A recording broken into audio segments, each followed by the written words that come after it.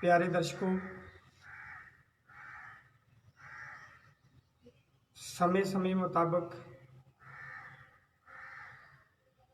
ਅਸੀਂ ਆਪ ਜੀ ਦੇ ਸਾਹਮਣੇ ਇਤਿਹਾਸ ਦੇ ਵੱਖ-ਵੱਖ ਮੁੱਦਿਆਂ ਨੂੰ ਲੈ ਕੇ ਵਿਚਾਰ ਚਰਚਾ ਕਰਦੇ ਹਾਂ। ਅੱਜ ਅਸੀਂ ਇੱਕ ਅਜਿਹੇ ਵਿਸ਼ੇ ਨੂੰ ਲੈ ਕੇ ਹਾਜ਼ਰ ਹੋਏ ਹਾਂ ਜਿਸ ਦਾ ਮੁੱਖ ਮਕਸਦ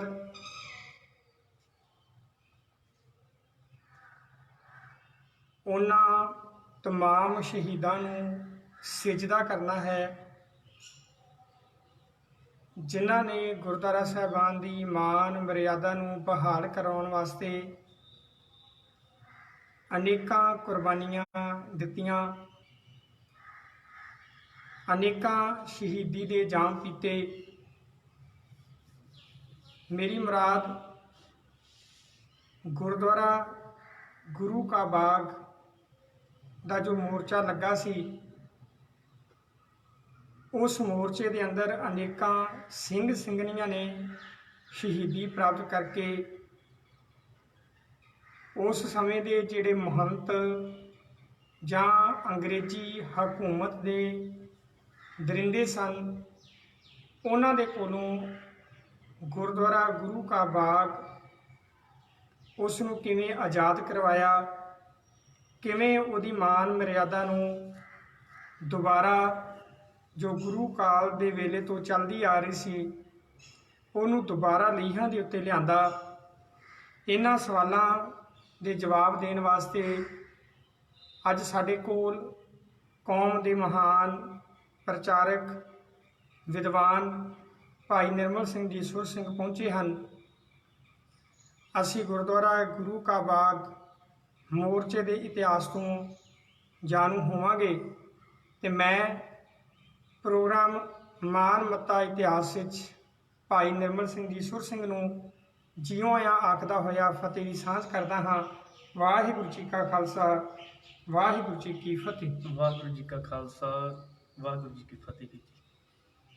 भाई साहब, हर एक बंदा जे हिंदू है तो वह मंदिर विच जांदा है, मुसलमान है वो मस्जिद विच जांदा है, ईसाई चर्च विच जाके बंदगी करता है। सिख दे जीवन का अहम अंग गुरुद्वारा है, जिथे जाके उन्होंने जीवन जुगत मिलती है। गुरु दे कोलों उन्होंने अजिही सिक्ख्या मिलती है जिस सिक्ख्या नूं ग्रहण करके वो अपने जीवन नूं सुहेला बना सकता है। ये जिहड़ा गुरुद्वारा है कि ते सिख जगत में इसकी की महत्ता है, ये बारे श्रोतिਆਂ ਨੂੰ जानकारी दिओ। हाँ जी, सिख समाज दे विच गुरुद्वारे की बड़ी किसी विद्वान ने गुरुद्वारे की परिभाषा नूं बड़े सोहणे शब्दां दे विच बयान किया है। वो कहंदे गुरुद्वारा आत्म ज्ञान के जिहड़े खोजी हैं,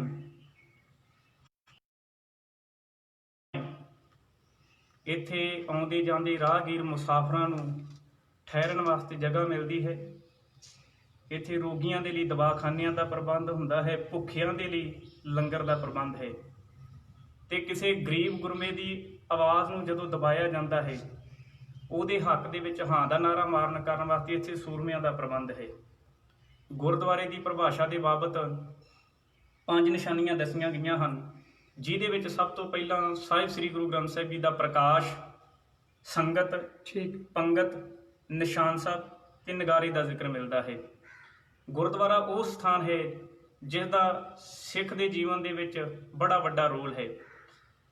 सिख समाज दे विच जदों भी किधरे कोई खुशी या गमी का प्रोग्राम हुंदा है तो सिख संगत गुरुद्वारे दे विच जाके गुरु साहिब जी नूं सिजदा करदी है।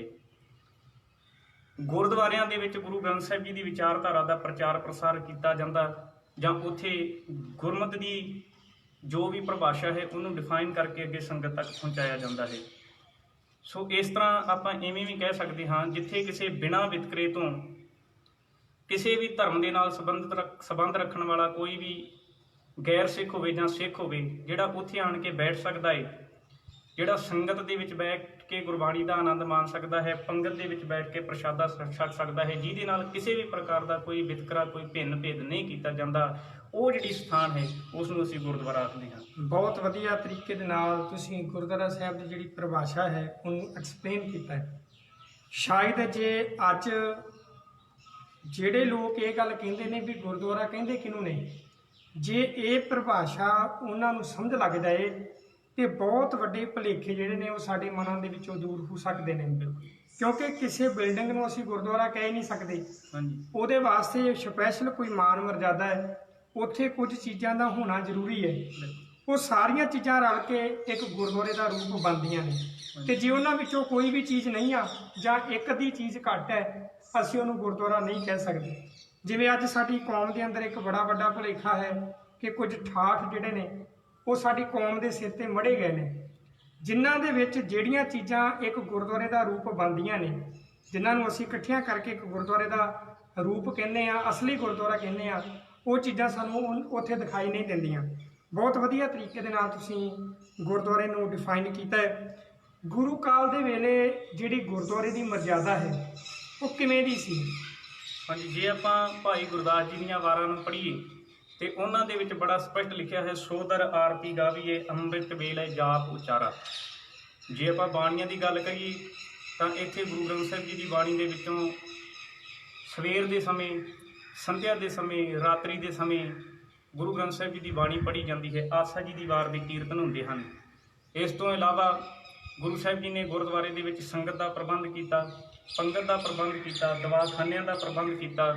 ਆਪਾਂ ਖਡੂਰ ਸਾਹਿਬ ਦਾ ਇਤਿਹਾਸ ਪੜ੍ਹਿਆ ਹੈ, ਉੱਥੇ ਗੁਰੂ ਸਾਹਿਬ ਜੀ ਨੇ ਬੱਚਿਆਂ ਦੀ ਗੁਰਮੁਖੀ ਕਲਾਸ ਲਗਾਉਂਦੇ ਹੋਏ ਬਾਲ ਬੋਧ ਦਾ ਪ੍ਰਬੰਧ ਕੀਤਾ ਤੇ ਜਵਾਨੀ ਨੂੰ ਸਾਂਭਣ ਦੇ ਲਈ ਉੱਥੇ ਮਾਲਾ ਖਾੜੇ ਤਿਆਰ ਕੀਤੇ ਗਏ। ਇਸ ਤਰ੍ਹਾਂ ਸਮੇਂ-ਸਮੇਂ ਸਿਰ ਗੁਰੂ ਸਾਹਿਬ ਜੀ ਨੇ ਜਿਹੜੇ ਸਿੱਖੀ ਦੇ ਨਾਲ ਸੰਬੰਧਿਤ ਕਨਸੈਪਟ ਅੱਜ ਅਸੀਂ ਵਿਚਾਰਦੇ ਹਾਂ, ਜਦੋਂ ਜਿਹੜੀ ਗੱਲ ਉਹਨਾਂ ਨੂੰ ਉੱਥੇ ਵਿੱਚ ਨਾਲ ਜੋੜਨ ਦੀ ਲੋੜ ਪਈ, ਉਹਨਾਂ ਗੱਲਾਂ ਨੂੰ ਉਹਨਾਂ ਨੇ ਜੋੜਿਆ।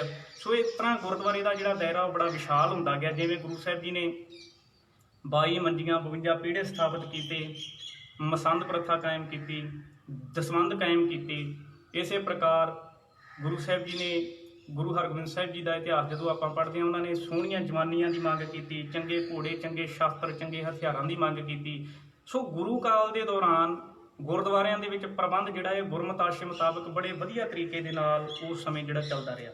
ਇੱਥੋਂ ਤੱਕ ਵੀ ਕਿਤੇ ਇਤਿਹਾਸ ਵਿੱਚ ਸਾਨੂੰ ਪੜ੍ਹਨ ਨੂੰ ਮਿਲਦਾ ਵੀ ਆਸਾ ਕੀ ਵਾਰ ਵੀ ਕਿਸੇ ਸਮੇਂ ਨਿਤਨੇਮ ਦਾ ਹਿੱਸਾ ਰਹੀ। ਬਿਲਕੁਲ, ਕਿਉਂਕਿ ਸਰਸਾ ਦਰਿਆ ਦੀ ਕੰਢੀ ਉੱਤੇ ਜਿਹੜਾ ਨਿਤਨੇਮ ਗੁਰੂ ਸਾਹਿਬ ਨੂੰ ਕੀਤਾ ਜਾਂਦਾ ਹੈ, ਉਹ ਇੱਕ ਸਾਡੇ ਸਾਹਮਣੇ ਪ੍ਰਤੱਖ ਮਿਸਾਲ ਹੈ ਵੀ ਆਸਾ ਕੀ ਵਾਰ ਨੂੰ ਵੀ ਕਿਤੇ ਨਾ ਕਿਤੇ ਨਿਤਨੇਮ ਦਾ ਜਿਹੜਾ ਹਿੱਸਾ ਉਹ ਗੁਰੂ ਕਾਲ ਦੇ ਵੇਲੇ ਮੰਨਿਆ ਜਾਂਦਾ ਰਿਹਾ।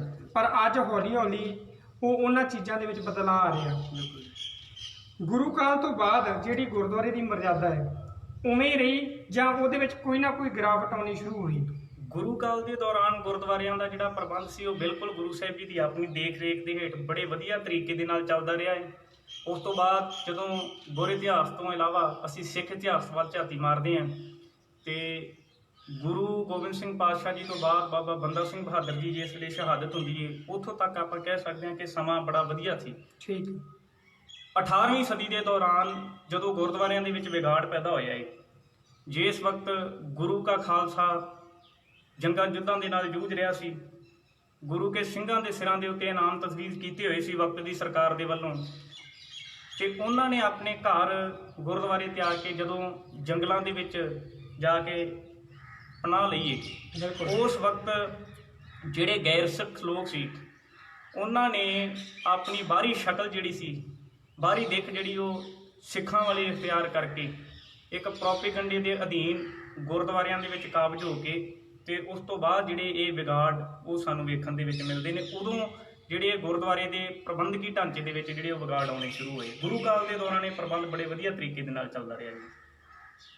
ਉਸ ਸਮੇਂ ਸਿੱਖਾਂ ਦੇ ਵੱਲੋਂ ਗੁਰਦੁਆਰੇ ਦੀ ਆਰਥਿਕ ਹਾਲਤ ਨੂੰ ਉੱਚਾ ਚੁੱਕਣ ਵਾਸਤੇ ਜ਼ਮੀਨਾਂ, ਜਾਇਦਾਦਾਂ, ਜ਼ਗੀਰਾਂ ਵੀ ਨਾਲ ਲਾਈਆਂ ਗਈਆਂ।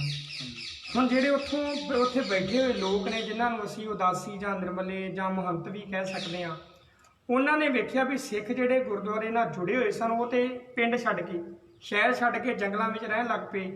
ਤੇ ਹੁਣ ਆਮ ਸੰਗਤ ਨੂੰ ਗੁਰਦੁਆਰਿਆਂ ਵਿੱਚ ਲਿਆਉਣ ਵਾਸਤੇ ਕੀ ਕੀਤਾ ਜਾਏ। ਫਿਰ ਉਹਨਾਂ ਨੇ ਉਹ ਯਤਨ ਕੀਤਾ ਵੀ ਗੁਰਦੁਆਰਿਆਂ ਵਿੱਚ ਮੂਰਤੀਆਂ ਸਥਾਪਿਤ ਕੀਤੀਆਂ, ਗੁਰਦੁਆਰੇ ਵਿੱਚ ਜੋਤਿਸ਼ ਵਿਦਿਆ ਜਿਹੜੀ ਸੀ ਉਹ ਚਾਲੂ ਕੀਤੀ। ਆਪਣੀ ਮਰਜ਼ੀ ਦੇ ਜਿਹੜੇ ਕੰਮ ਸਨ ਉਹਨਾਂ ਨੇ ਗੁਰਦੁਆਰੇ ਕਰਨੇ ਸ਼ੁਰੂ ਕਰ ਦਿੱਤੇ। ਹੁਣ ਮਹਾਰਾਜਾ ਰਣਜੀਤ ਸਿੰਘ ਤੋਂ ਬਾਅਦ ਲਹਿਰਾਂ ਚੱਲੀਆਂ। ਅਖੀਰ ਇੱਕ ਇਸ ਤਰ੍ਹਾਂ ਦਾ ਸਮਾਂ ਆਉਂਦਾ ਜਦੋਂ ਇੰਨਾ ਜ਼ਿਆਦਾ ਇੱਕ 100 ਸਾਲ ਦਾ, ਇੱਕ ਸਦੀ ਦਾ ਜਿਹੜਾ ਗੈਪ ਆ ਉਹ ਸਿੱਖਾਂ ਦਾ ਗੁਰਦੁਆਰੇ ਨਾਲੋਂ ਪੈ ਜਾਂਦਾ, ਜਿਹਦੇ ਕਰਕੇ ਗੁਰਦੁਆਰੇ ਦੇ ਵਿੱਚ ਇੰਨੀ ਜ਼ਿਆਦਾ ਗਿਰਾਵਟ ਆ ਜਾਂਦੀ ਸੰਸਥਾ ਦੇ ਵਿੱਚ ਵੀ ਸਿੱਖਾਂ ਨੂੰ ਅਖੀਰ ਮੋਰਚੇ ਲਾਉਣੇ ਪੈਂਦੇ ਨੇ। ਹਾਂਜੀ, ਮੋਰਚਿਆਂ ਦੇ ਵਿੱਚ ਸਿੱਖਾਂ ਨੂੰ ਕੁਰਬਾਨੀਆਂ ਦੇਣੀਆਂ ਪੈਂਦੀਆਂ ਨੇ। ਬਿਲਕੁਲ। ਉਸੇ ਲੜੀ ਦੇ ਵਿੱਚ ਜਿਸ ਵਿਸ਼ੇ ਨੂੰ ਅੱਜ ਅਸੀਂ ਵਿਚਾਰ ਰਹੇ ਹਾਂ ਉਹ ਵਿਸ਼ਾ ਹੈ ਗੁਰੂ ਕੇ ਬਾਗ ਦਾ ਮੋਰਚਾ। ਹਾਂਜੀ, ਤੇ ਇਹਦੇ ਬਾਰੇ ਸਾਡੇ ਦਰਸ਼ਕਾਂ ਨੂੰ ਦੱਸਣ ਦਾ ਯਤਨ ਕਰੋ ਵੀ ਗੁਰੂ ਕਾ ਜਿਹੜਾ ਬਾਗ ਆ ਇਹ ਇੱਕ ਗੁਰਦੁਆਰਾ ਸਾਹਿਬ ਆ, ਕਿੱਥੇ ਆ, ਤਾਂ ਜੋ ਸੰਗਤ ਨੂੰ ਪਤਾ ਲੱਗ ਸਕੇ ਵੀ ਇਹ ਇੱਕ ਇਤਿਹਾਸਕ ਗੁਰਦੁਆਰਾ ਹੈ। ਹਾਂਜੀ। ਸੋ ਸਭ ਤੋਂ ਪਹਿਲਾਂ ਅਸੀਂ ਜਦੋਂ ਗੁਰੂ ਅਰਜਨ ਸਾਹਿਬ ਪਾਤਸ਼ਾਹ ਜੀ ਦਾ ਜੀਵਨ ਕਾਲ ਪੜ੍ਹਦੇ ਹਾਂ, ਉਹਨਾਂ ਦੇ ਵੇਲੇ ਇੱਕ ਸਿੱਖ ਹੋਏ ਨੇ ਭਾਈ ਕਲਿਆਣਾ ਜੀ, ਓਕੇ, ਜਿਹੜੇ ਹਰੀਪੁਰ ਰਿਆਸਤ ਦੇ ਵਿੱਚ ਗਏ ਸੀ ਲੱਕੜ ਲੈਣ ਦੇ ਲਈ ਗੁਰੂ ਅਰਜਨ ਸਾਹਿਬ ਪਾਤਸ਼ਾਹ ਜੀ ਦੇ ਕਹਿਣ ਤੇ। ਠੀਕ। ਜਦੋਂ ਹਰੀਪੁਰ ਰਿਆਸਤ ਦੇ ਵਿੱਚ ਗਏ ਨੇ ਤੇ ਉੱਥੋਂ ਦਾ ਰਾਜਾ ਭਾਈ ਸਾਹਿਬ ਜੀ ਦੇ ਜੀਵਨ ਤੋਂ ਬੜਾ ਪ੍ਰਭਾਵਿਤ ਹੋਇਆ। ਰਾਜਾ ਹਰੀ ਸਿੰਘ ਜੀ ਦਾ ਨਾਮ ਸਾਨੂੰ ਲਿਖਤੀ ਸਰੋਤਾਂ ਦੇ ਵਿੱਚ ਮਿਲਦਾ ਹੈ। ਠੀਕ। ਉਹ ਰਾਜਾ ਹਰੀ ਸਿੰਘ ਜਦੋਂ ਭਾਈ ਕਲਿਆਣਾ ਜੀ ਦੇ ਨਾਲ ਵਾਪਸ ਇੱਥੇ ਅੰਮ੍ਰਿਤਸਰ ਦੀ ਧਰਤੀ ਤੇ ਆਇਆ ਹੈ ਤੇ ਇੱਥੇ ਹੀ ਆਣ ਕੇ ਉਹਨੇ ਸਿੱਖੀ ਦੀ ਦਾਤ ਪ੍ਰਾਪਤ ਕੀਤੀ ਹੈ। ਕਿਹਾ ਜਾਂਦਾ ਹੈ ਕਿ ਗੁਰੂ ਅਰਜਨ ਸਾਹਿਬ ਪਾਤਸ਼ਾਹ ਜੀ ਜਿਸ ਵਕਤ ਗੋਇੰਦਵਾਲ ਸਾਹਿਬ ਤੋਂ ਚੱਲ ਕੇ ਇੱਥੇ ਅੰਮ੍ਰਿਤਸਰ ਆਏ ਹਨ ਤੇ ਉਦੋਂ ਇਸ ਇਲਾਕੇ ਦੀ ਜਿਹੜੀ ਸੰਗਤ ਸੀ ਉਹਨਾਂ ਦੇ ਕਹਿਣ ਤੇ ਪਾਤਸ਼ਾਹ ਜੀ ਅੰਮ੍ਰਿਤਸਰ ਤੋਂ ਉੱਤਰ ਦੀ ਵਾਹੀ ਵੱਲ ਜਿਹੜਾ ਪਿੰਡ ਸੀ ਘੁੱਕੇ ਵਾਲੀ ਅਜਨਾਲੇ ਦੇ ਲਾਗੇ, ਉੱਥੇ ਹੀ ਇਹ ਗੁਰਦੁਆਰਾ ਸੁਸ਼ੋਭਿਤ ਹੈ। ਉੱਥੇ ਜਾਇਆ ਕਰਦੇ ਸਨ ਪਾਤਸ਼ਾਹ ਜੀ, ਉੱਥੇ ਗੁਰਮਤਿ ਪ੍ਰਚਾਰ ਪ੍ਰਸਾਰ ਹਿਤ ਕਾਰਜ ਕਰਿਆ ਕਰਦੇ ਸਨ। ਗੁਰੂ ਸਾਹਿਬ ਜੀ ਦਾ ਜਿਵੇਂ ਹੀ ਉੱਥੇ ਰੁਝਾਨ ਬਣਿਆ, ਗੁਰੂ ਸਾਹਿਬ ਜੀ ਦੀ ਯਾਦ ਵਿੱਚ ਉੱਥੋਂ ਦੀ ਸੰਗਤ ਨੇ ਇੱਕ ਗੁਰਦੁਆਰਾ ਤਿਆਰ ਕੀਤਾ ਜਿਹਦਾ ਨਾਮ ਪਹਿਲਾਂ ਸੀ ਗੁਰੂ ਕੀ ਰੋਡ। ਠੀਕ। ਗੁਰੂ ਅਰਜਨ ਸਾਹਿਬ ਪਾਤਸ਼ਾਹ ਜੀ ਤੋਂ ਬਾਅਦ ਜਦੋਂ ਗੁਰੂ ਤੇਗ ਬਹਾਦਰ ਸਾਹਿਬ ਜੀ ਦਾ ਜੀਵਨ ਅਸੀਂ ਦੇਖਦੇ ਹਾਂ ਤੇ ਪਾਤਸ਼ਾਹ ਜੀ ਨੂੰ ਜਦੋਂ ਇੱਥੋਂ ਦੇ ਮਸੰਦਾਂ ਨੇ ਦਰਬਾਰ ਸਾਹਿਬ ਦੇ ਵਿੱਚ ਐਂਟਰ ਨਹੀਂ ਸੀ ਹੋਣ ਦਿੱਤਾ, ਦਾਖਲ ਨਹੀਂ ਸੀ ਹੋਣ ਦਿੱਤਾ, ਪਾਤਸ਼ਾਹ ਜੀ ਇੱਥੋਂ ਉਧਰ ਘੁੱਕੇ ਵਾਲੀ ਪਿੰਡ ਵੱਲ ਨੂੰ ਗਏ ਨੇ ਜਿੱਥੇ ਗੁਰੂ ਅਰਜਨ ਸਾਹਿਬ ਜੀ ਦੀ ਯਾਦ ਦੇ ਵਿੱਚ ਗੁਰਦੁਆਰਾ ਬਣਿਆ ਹੋਇਆ ਸੀ। ਉੱਥੇ ਗੁਰੂ ਤੇਗ ਬਹਾਦਰ ਸਾਹਿਬ ਪਾਤਸ਼ਾਹ ਜੀ ਦੇ ਕਹਿਣ ਤੇ ਸਿੱਖ ਸੰਗਤ ਨੇ ਇੱਕ ਬਾਗ ਆਬਾਦ ਕੀਤਾ ਉੱਥੇ। ਵੈਸੇ ਗੁਰੂ ਕੇ ਬਾਗ ਦੇ ਨਾਮ ਤੇ ਹੋਰ ਵੀ ਗੁਰਦੁਆਰੇ ਪ੍ਰਚਲਿਤ ਹਨ, ਪਰ ਇਸ ਗੁਰਦੁਆਰੇ ਦਾ ਨਾਮ ਜਦੋਂ ਆਪਾਂ ਗੁਰੂ ਕਾ ਬਾਗ ਲੈਂਦੇ ਆ ਤੇ ਇਹਦੇ ਨਾਲ ਮੋਰਚਾ ਸ਼ਬਦ ਵੀ ਜੁੜ ਜਾਂਦਾ ਹੈ। ਮੋਰਚਾ ਗੁਰੂ ਕਾ ਬਾਗ। ਗੁਰੂ ਅਰਜਨ ਸਾਹਿਬ ਪਾਤਸ਼ਾਹ ਜੀ ਦੀ ਯਾਦ ਦੇ ਵਿੱਚ ਪਹਿਲਾਂ ਇੱਕ ਗੁਰਦੁਆਰਾ ਬਣਿਆ ਹੋਇਆ ਸੀ। ਠੀਕ ਉਸ ਤੋਂ 100 ਗਜ ਦੀ ਦੂਰੀ ਤੇ ਦੂਸਰਾ ਗੁਰਦੁਆਰਾ ਸਾਹਿਬ ਬਣਿਆ ਜਿਹੜਾ ਗੁਰੂ ਤੇਗ ਬਹਾਦਰ ਸਾਹਿਬ ਜੀ ਦੀ ਯਾਦ ਦੇ ਵਿੱਚ ਬਣਿਆ ਤੇ ਪਹਿਲਾਂ ਇਹਦਾ ਨਾਮ ਗੁਰੂ ਕੀ ਰੋਡ ਸੀ, ਬਾਅਦ ਵਿੱਚ ਗੁਰੂ ਕਾ ਬਾਗ ਇਹਦਾ ਨਾਮ ਪ੍ਰਚਲਿਤ ਹੋਇਆ। ਸੋ ਇੱਥੋਂ ਤੱਕ ਇਹਦਾ ਇਤਿਹਾਸਕ ਪਿਛੋਕੜ ਗੁਰੂ ਅਰਜਨ ਸਾਹਿਬ ਤੇ ਗੁਰੂ ਤੇਗ ਬਹਾਦਰ ਸਾਹਿਬ ਜੀ ਦੇ ਨਾਮ ਦੇ ਨਾਲ ਪ੍ਰਚਲਿਤ ਸੀ, ਜਿਹਦਾ ਕਰਕੇ ਇਹਦਾ ਨਾਮ ਗੁਰੂ ਕਾ ਬਾਗ ਪ੍ਰਚਲਿਤ ਹੋਇਆ।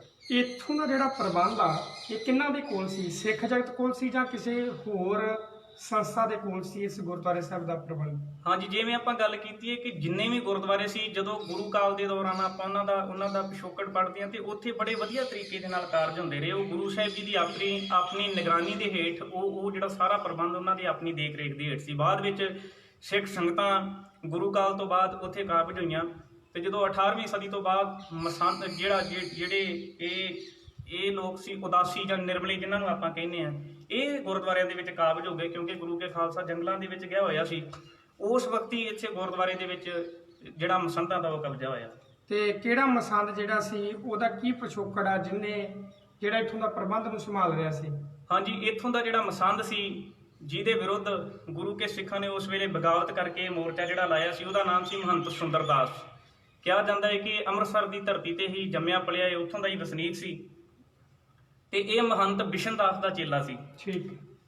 ਜਿਸ ਵਕਤ ਆਪਾਂ ਸਾਕਾ ਨਨਕਾਣਾ ਸਾਹਿਬ ਦਾ ਇਤਿਹਾਸ ਪੜ੍ਹਦੇ ਹਾਂ ਤੇ ਉੱਥੋਂ ਦਾ ਜਿਹੜਾ ਮੁੱਖ ਦੋਸ਼ੀ ਸੀ ਇਹ ਮਹੰਤ ਨਰੈਣ ਦਾਸ, ਇਹ ਉਹਦਾ ਲੰਗੋਟੀਆ ਯਾਰ ਸੀ। ਮਹੰਤ ਬਿਸ਼ਨ ਦਾਸ ਦਾ ਚੇਲਾ ਸੀ, ਇਹਦਾ ਆਪਣਾ ਨਾਮ ਸੀ ਮਹੰਤ ਸੁੰਦਰਦਾਸ। ਛੋਟਾ ਹੁੰਦਾ ਇਹ ਅੰਮ੍ਰਿਤਸਰ ਦੇ ਵਿੱਚ ਹੀ ਪਲਿਆ ਏ, ਉੱਥੇ ਇਹਦੀ ਪਰਵਰਿਸ਼ ਹੋਈ ਏ।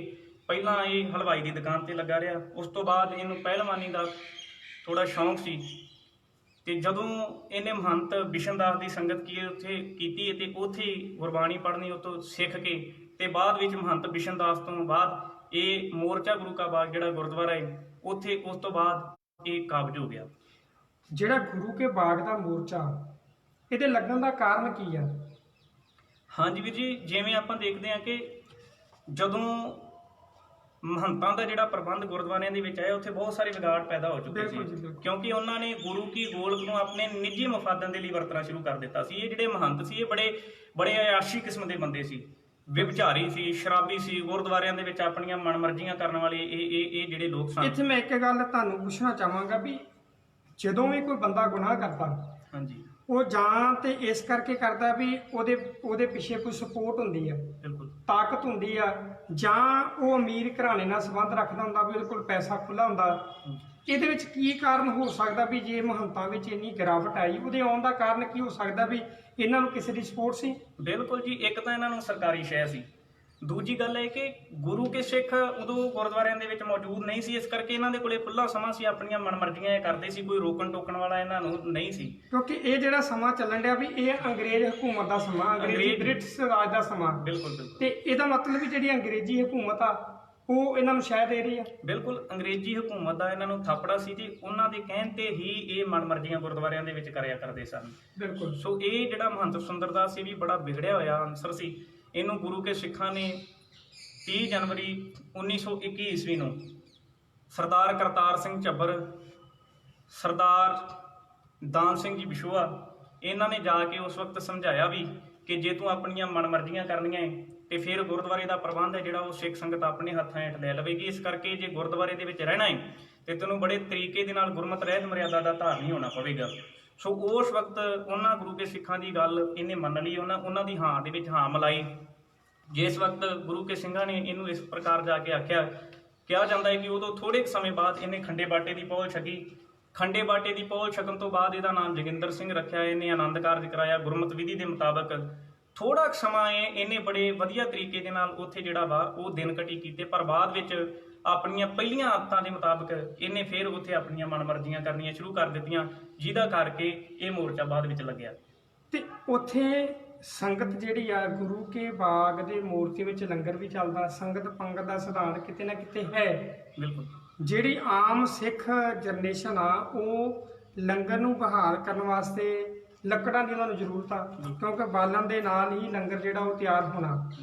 ਹੁਣ ਕਿਤੇ ਨਾ ਕਿਤੇ ਇਹ ਵੀ ਕਾਰਨ ਹੋ ਸਕਦਾ ਵੀ ਸਿੱਖ ਜੰਗਲ ਦੇ ਵਿੱਚ ਜਾ ਕੇ, ਜਿੱਦਾਂ ਗੁਰੂ ਕਾ ਬਾਗ ਆ, ਉੱਥੇ ਲੱਕੜਾਂ ਲੈ ਜਾਂਦੇ ਹੋਣ, ਤੇ ਉਹ ਵੀ ਇੱਕ ਕਾਰਨ ਬਣ ਗਿਆ ਹੋਵੇ ਇਸ ਮੋਰਚੇ ਲੱਗਣ ਦਾ। ਬਿਲਕੁਲ ਬਿਲਕੁਲ ਵੀਰ ਜੀ, 8 ਅਗਸਤ 1922 ਈਸਵੀ ਨੂੰ ਗੁਰੂ ਕੇ ਸਿੱਖ ਜਦੋਂ ਉਸ ਬਾਗ ਦੇ ਵਿੱਚੋਂ ਜਿਹੜਾ ਗੁਰੂ ਸਾਹਿਬ ਜੀ ਦੇ ਨਾਮ ਤੇ ਬਣਿਆ ਸੀ, ਜਿਹੜਾ ਬਾਗ ਗੁਰੂ ਸਾਹਿਬ ਜੀ ਨੇ ਆਪ ਆਬਾਦ ਕਰਾਇਆ ਸੀ, ਜਿਹੜਾ ਗੁਰਦੁਆਰੇ ਦੀ ਨਿੱਜੀ ਮਲਕੀਅਤ ਸੀ, ਉੱਥੋਂ ਲੱਕੜ ਲੈਣ ਦੇ ਲਈ ਜਦੋਂ ਗਏ ਆ ਤੇ ਉਹਨਾਂ ਗੁਰੂ ਕੇ ਸਿੱਖਾਂ ਦੇ ਉੱਤੇ ਇਹਨੇ ਪੁਲਿਸ ਦੇ ਕੋਲ ਜਾ ਕੇ ਤਲਾਹ ਦਿੱਤੀ ਕਿ ਇਹਨਾਂ ਨੇ ਗੁਰਦੁਆਰੇ ਦੇ ਵਿੱਚੋਂ ਚੋਰੀ ਕੀਤੀ ਹੈ। ਕਿਉਂਕਿ ਜਦੋਂ ਆਪਾਂ ਇਹ ਇਤਿਹਾਸ ਪੜ੍ਹਦੇ ਹਾਂ ਤੇ ਮਹੰਤ ਸੁੰਦਰਦਾਸ ਨੂੰ ਜਦੋਂ ਗੁਰਦੁਆਰੇ ਦੇ ਪ੍ਰਬੰਧ ਦੇ ਵਿੱਚੋਂ ਬੇਦਖਲ ਕਰ ਦਿੱਤਾ ਗਿਆ, ਇਹਨੇ ਗੁਰੂ ਕੇ ਸਿੱਖਾਂ ਦੇ ਨਾਲ ਇੱਕ ਕਮਿਟਮੈਂਟ ਕੀਤੀ ਕਿ ਤੁਸੀਂ ਮੈਨੂੰ ਪੈਨਸ਼ਨ ਦੇਵੋ, ਮੇਰੇ ਰਹਿਣ ਦਾ ਪ੍ਰਬੰਧ ਕਰ ਦੇਵੋ, ਤੇ ਮੈਂ ਤੁਹਾਨੂੰ ਗੁਰਦੁਆਰਾ ਜਿਹੜਾ ਉਹ ਤੁਹਾਡੇ ਸਪੁਰਦ ਕਰ ਦਿੰਦਾ। ਉਦੋਂ 120 ਰੁਪਏ ਪੈਨਸ਼ਨ ਇਹਦੀ ਮਹੀਨਾ ਜਿਹੜੀ ਆ ਉਹ ਮਿੱਥ ਕੇ ਅੰਮ੍ਰਿਤਸਰ ਦੀ ਧਰਤੀ ਦੇ ਉੱਤੇ ਇਹਨੂੰ ਇੱਕ ਰਹਿਣ ਵਾਲਾ ਘਰ ਜਿਹੜਾ ਗੁਰੂ ਕੇ ਸਿੱਖਾਂ ਨੇ ਲੈ ਕੇ ਦਿੱਤਾ। ਪਰ ਜਦੋਂ ਫੇਰ ਉੱਥੋਂ ਦਾ ਜਿਹੜਾ ਸਮੁੱਚਾ ਪ੍ਰਬੰਧ ਗੁਰੂ ਕੇ ਸਿੱਖਾਂ ਦੇ ਅਧੀਨ ਹੋ ਗਿਆ, ਇਹਨੂੰ ਫੇਰ ਕਿਤੇ ਨਾ ਕਿਤੇ ਇਹਦੇ ਮਨ ਦੇ ਵਿੱਚ ਪਤਾ ਨਹੀਂ ਕੀ ਖਿਆਲ ਆਇਆ, ਜਾਂ ਫੇਰ ਜਿਹੜੀ ਪੈਨਸ਼ਨ ਵਾਲੀ ਗੱਲ ਜਾਂ ਜਿਹੜਾ ਘਰ ਲੈ ਕੇ ਇਹਨਾਂ ਨੂੰ ਗੁਰੂ ਕੇ ਸਿੱਖਾਂ ਨੇ ਦਿੱਤਾ ਸੀ, ਉਸ ਵਾਅਦੇ ਤੋਂ ਮੁਨਕਰ ਹੋ ਕੇ ਤੇ ਇਹਨੇ ਜਾ ਕੇ ਉੱਥੇ ਫੇਰ ਆਪਣੀ ਜਿਹੜੀ ਦਖਲਅੰਦਾਜ਼ੀ ਕਰਨੀ ਸ਼ੁਰੂ ਕਰ ਦਿੱਤੀ। ਕੰਪਲੇਨ ਕਰ ਦਿੱਤੀ ਹਕੂਮਤ ਦੇ ਕੋਲ ਜਾ ਕੇ। ਹਕੂਮਤ ਦੇ ਕੋਲੇ ਕੰਪਲੇਂਟ ਕੀਤੀ ਕਿ ਇਹ ਗੁਰਦੁਆਰੇ ਦੇ ਵਿੱਚੋਂ ਇਹ ਚੋਰੀ ਕਰ ਰਹੇ ਸਨ। ਉਹ ਜਿਹੜੇ 5 ਸਿੱਖ ਸੀ ਉਹਨਾਂ ਦੇ ਉੱਤੇ ਮੁਕੱਦਮਾ ਦਰਜ ਹੋਇਆ, ਉਹਨਾਂ ਨੂੰ 6 ਮਹੀਨੇ ਦੀ ਕੈਦ ਹੋਈ, 50 ਰੁਪਏ ਉਹਨਾਂ ਤੇ ਜਿਹੜਾ ਜੁਰਮਾਨਾ ਜਿਹੜਾ ਉਸ ਵੇਲੇ ਦੀ ਜਦ ਕਿ ਜਿਹੜਾ ਗੁਰੂ ਕਾ ਬਾਗ ਆ ਉਹ ਕਿਸੇ ਦੀ ਨਿੱਜੀ ਜ਼ਗੀਰ ਨਹੀਂ ਆ। ਬਿਲਕੁਲ ਬਿਲਕੁਲ, ਉਹ ਗੁਰੂ ਸਾਹਿਬਾਨ ਨੇ ਲਾਇਆ ਤੇ ਉਹ ਗੁਰੂ ਨੂੰ ਸਿੱਖ ਪਿਆਰਾ ਹੁੰਦਾ ਤੇ ਸਿੱਖ ਨੂੰ ਫੁੱਲ ਅਧਿਕਾਰ ਆ ਕਿ ਉਹ ਗੁਰੂ ਦੀ ਜਿਹੜੀ ਲਾਈ ਹੋਈ ਚੀਜ਼ ਆ ਉਹਨੂੰ ਵਰਤ ਸਕਦਾ। ਬਿਲਕੁਲ। ਫਿਰ ਉਹ ਉੱਥੋਂ ਦਾ ਜਿਹੜਾ ਜਿੰਨਾ ਵੀ ਪ੍ਰਬੰਧ ਜੋ ਸੀ ਉਹ ਸਿੱਖ ਸੰਗਤ ਦੇ ਲਈ ਉੱਥੇ ਕੀਤਾ ਜਾ ਰਿਹਾ ਸੀ। ਉਹ ਆਪਣੇ ਨਿੱਜੀ ਮਫਾਦਾਂ ਦੇ ਲਈ ਜਾਂ ਐਸ਼ ਪ੍ਰਸਤੀਆਂ ਵਾਸਤੇ ਗੁਰੂ ਕੇ ਸਿੱਖ ਨਹੀਂ ਸੀ ਵਰਤ ਰਹੇ, ਜਿਵੇਂ ਮਹੰਤ ਕਰ ਰਹੇ ਸਨ ਉਹਦਾ ਨਹੀਂ ਸੀ ਕਰ ਰਹੇ ਵੀ ਉੱਥੇ ਸਿੱਖ ਸੰਗਤ ਹੈ ਜਿਹੜੀ ਉਹਦਾ ਆਉਣ ਜਾਣ ਦਾ ਰੁਝਾਨ ਬਣਿਆ ਹੋਇਆ ਸੀ। ਉਹਨਾਂ ਦੇ ਲਈ ਪ੍ਰਸ਼ਾਦੇ ਪਾਣੀ ਦੀ ਵੀ ਲੋੜ ਹੈ, ਉਹਨਾਂ ਦੇ ਲਈ ਜਲ ਪਾਣੀ ਉੱਥੇ ਤਿਆਰ ਹੋਣਾ ਵਾ। ਸੋ ਉਹਦੇ ਲਈ ਜਦੋਂ ਗੁਰੂ ਕੇ ਬਾਗ ਦੇ ਵਿੱਚੋਂ ਲੱਕੜਾਂ ਅਰੈਸਟ ਕਰਾ ਕੇ ਉਹਨਾਂ ਦੇ ਉੱਤੇ ਮੁਕੱਦਮਾ ਦਾਇਰ ਕਰਕੇ ਜਿਹੜਾ ਵਾ ਉਹਨਾਂ ਨੂੰ ਜੁਰਮਾਨਾ ਕਰਕੇ ਤੇ ਜਿਹੜਾ ਜੇਲ੍ਹ ਦੇ ਵਿੱਚ ਬੰਦ ਕਰ ਦਿੱਤਾ ਗਿਆ, ਜਿਹਦਾ ਕਰਕੇ ਗੁਰੂ ਕੀ ਸਿੱਖ ਸੰਗਤ ਨੇ ਸ਼ਾਂਤਮਈ ਪ੍ਰੋਟੈਸਟ ਕਰਦੇ ਹੋਏ ਇਹ ਜਿਹੜਾ ਵਾ ਮੋਰਚਾ ਉਹਦਾ ਆਰੰਭ ਕੀਤਾ। ਜਦੋਂ ਤੁਹਾਡੇ ਤੁਸੀਂ ਇਹ ਗੱਲ ਕਹੀ ਵੀ ਜਦੋਂ ਮਹੰਤ ਜਿਹੜਾ ਅੰਮ੍ਰਿਤਸਰ ਆ ਉਹ ਆਪਣੇ ਕੀਤੇ ਹੋਏ ਵਾਅਦੇ ਤੋਂ ਮੁੱਕਰ ਗਿਆ, ਹਾਂਜੀ। ਉਹਨੇ ਕੰਪਲੇਨ ਕਰ ਦਿੱਤੀ, ਸਿੰਘਾਂ ਨੂੰ ਗ੍ਰਿਫਤਾਰ ਕੀਤਾ ਗਿਆ। ਹਾਂਜੀ ਹੁਣ ਇੱਥੇ ਦੋ ਗੱਲਾਂ ਆ ਗਈਆਂ, ਇੱਕ ਤੇ ਗੁਰੂ ਕੇ ਬਾਗ ਦੀ ਬਹਾਲੀ ਤੇ ਦੂਜੀ ਜਿਹੜੇ ਸਿੱਖ ਜਿਹੜੇ ਗ੍ਰਿਫਤਾਰ ਕੀਤੇ ਗਏ ਸਨ ਉਹਨਾਂ ਦੀ ਰਿਹਾਈ। ਹਾਂਜੀ ਇਹ ਦੋਵਾਂ ਮੰਗਾਂ ਨੂੰ ਲੈ ਕੇ ਸਿੱਖ ਜਗਤ ਨੇ ਫਿਰ ਪ੍ਰੋਟੈਸਟ ਕਰਨਾ ਸ਼ੁਰੂ ਕੀਤਾ। ਬਿਲਕੁਲ। ਤੇ ਉਸ ਸਮੇਂ ਕਿਵੇਂ ਦਾ ਜਿਹੜਾ ਪ੍ਰੋਗਰਾਮ ਸੀ ਸਿੱਖ ਜਗਤ ਨੇ ਉਲੀਕਿਆ ਤੇ ਕਿੱਥੋਂ ਅਗਵਾਈ ਜਿਹੜੀ ਸੀ ਉਸ ਸਿੱਖ ਜਗਤ ਨੂੰ ਮਿਲਦੀ ਰਹੀ? ਹਾਂਜੀ ਉਸ ਵੇਲੇ ਗੁਰੂ ਕੇ ਸਿੱਖ ਜਦੋਂ ਪਹਿਲੇ 5 ਸਿੰਘਾਂ ਦਾ ਜਥਾ ਜਿਹੜਾ ਜਦੋਂ ਉਹਨਾਂ ਨੂੰ ਜੇਲ੍ਹ ਹੋ ਗਈ, ਉਹਨਾਂ ਦੀ ਰਿਹਾਈ ਦੇ ਲਈ ਤੇ ਮੋਰਚਾ ਗੁਰੂ ਕਾ ਬਾਗ ਸੀ ਜਿਹੜਾ ਉਹਦਾ ਸਮੁੱਚਾ ਪ੍ਰਬੰਧ ਆਪਣੇ ਹੱਥਾਂ ਹੇਠ ਲਿਆਉਣ ਦੇ ਲਈ ਉਹਨਾਂ ਨੇ ਫਿਰ ਇਹ ਮੋਰਚੇ ਦਾ ਆਰੰਭ ਕੀਤਾ, ਆਗਾਜ਼ ਕੀਤਾ। ਅਕਾਲ ਤਖਤ ਸਾਹਿਬ ਤੋਂ ਗੁਰੂ ਕੇ ਸਿੱਖ ਅਰਦਾਸ ਕਰਕੇ ਤੁਰਦੇ ਕਿ ਅਸੀਂ ਜਿੰਨੀ ਦੇਰ ਇਹ ਮੋਰਚਾ ਫਤਿਹ ਨਹੀਂ ਕਰ ਲੈਂਦੇ ਉਨੀ ਦੇਰ ਪਛਾਣ ਨਹੀਂ ਹਟਾਂਗੇ। ਇੱਥੋਂ ਹੀ ਉਹ ਇਹ ਵੀ ਪ੍ਰਣ ਕਰਕੇ ਨਾਲ ਹੀ ਤੁਰਦੇ ਕਿ ਸਾਡਾ ਜਿਹੜਾ ਰੋਸ ਹੈ ਉਹ ਸ਼ਾਂਤਮਈ ਹੋਵੇਗਾ। ਜਦੋਂ ਇੱਥੋਂ ਅੰਮ੍ਰਿਤਸਰ ਤੋਂ ਅਕਾਲ ਤਖਤ ਸਾਹਿਬ ਤੋਂ ਅਗਾਂਹ ਅੱਗੇ ਪਿੰਡ ਘੁੱਕੇਵਾਲੀ ਨੂੰ ਉਹ ਜਾਂਦੇ, ਰਸਤੇ ਦੇ ਵਿੱਚ ਬੜੀਆਂ ਉਹਨਾਂ ਨੂੰ ਮੁਸ਼ਕਲਾਂ ਮੁਸੀਬਤਾਂ ਆਉਂਦੀਆਂ, ਕਿਉਂਕਿ ਜਿਹੜੇ ਸਰਕਾਰੀ ਸਿਪਾਹੀ ਸਨ ਉਹਨਾਂ ਨੂੰ ਰੋਕਦੇ ਸਨ, ਉਹਨਾਂ ਨੂੰ ਰੋਕਿਆ ਜਾਂਦਾ ਸੀ। ਜਿੱਥੇ ਵੀ ਗੁਰੂ ਕੇ ਸਿੱਖਾਂ ਨੂੰ ਰੋਕਿਆ ਜਾਂਦਾ ਸੀ, ਜੇ ਉਹਨਾਂ ਨੂੰ ਸਰਕਾਰੀ ਸਿਪਾਹੀ ਅਗਾਂਹ ਅੱਗੇ ਨਹੀਂ ਸੀ ਜਾਣ ਦਿੰਦੇ ਤੇ ਉਹ ਪਿੱਛੇ ਵੀ ਨਹੀਂ ਸੀ ਮੁੜਦੇ ਵੀ।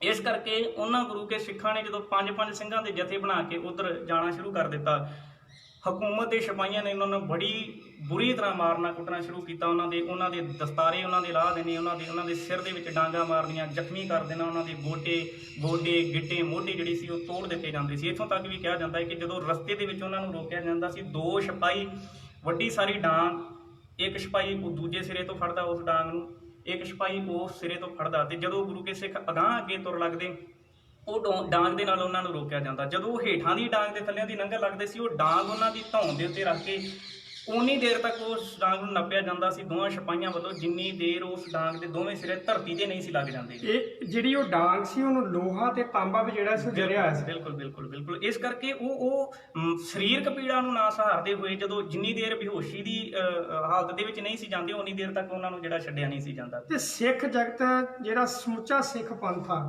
ਹੁਣ ਇਹਨਾਂ ਨੇ ਇੱਕ ਪ੍ਰੋਗਰਾਮ ਉਹ ਲਿਖਿਆ ਵੀ 22 ਅਗਸਤ ਤੋਂ ਜਥੇ ਜਾਣੇ ਸ਼ੁਰੂ ਹੋਏ। ਸ਼ਾਇਦ ਇਹ 3 ਮਹੀਨੇ ਲਗਾਤਾਰ ਜਿਹੜੇ ਜਥੇ ਸੀ ਇਹ ਜਾਂਦੇ ਰਹੇ।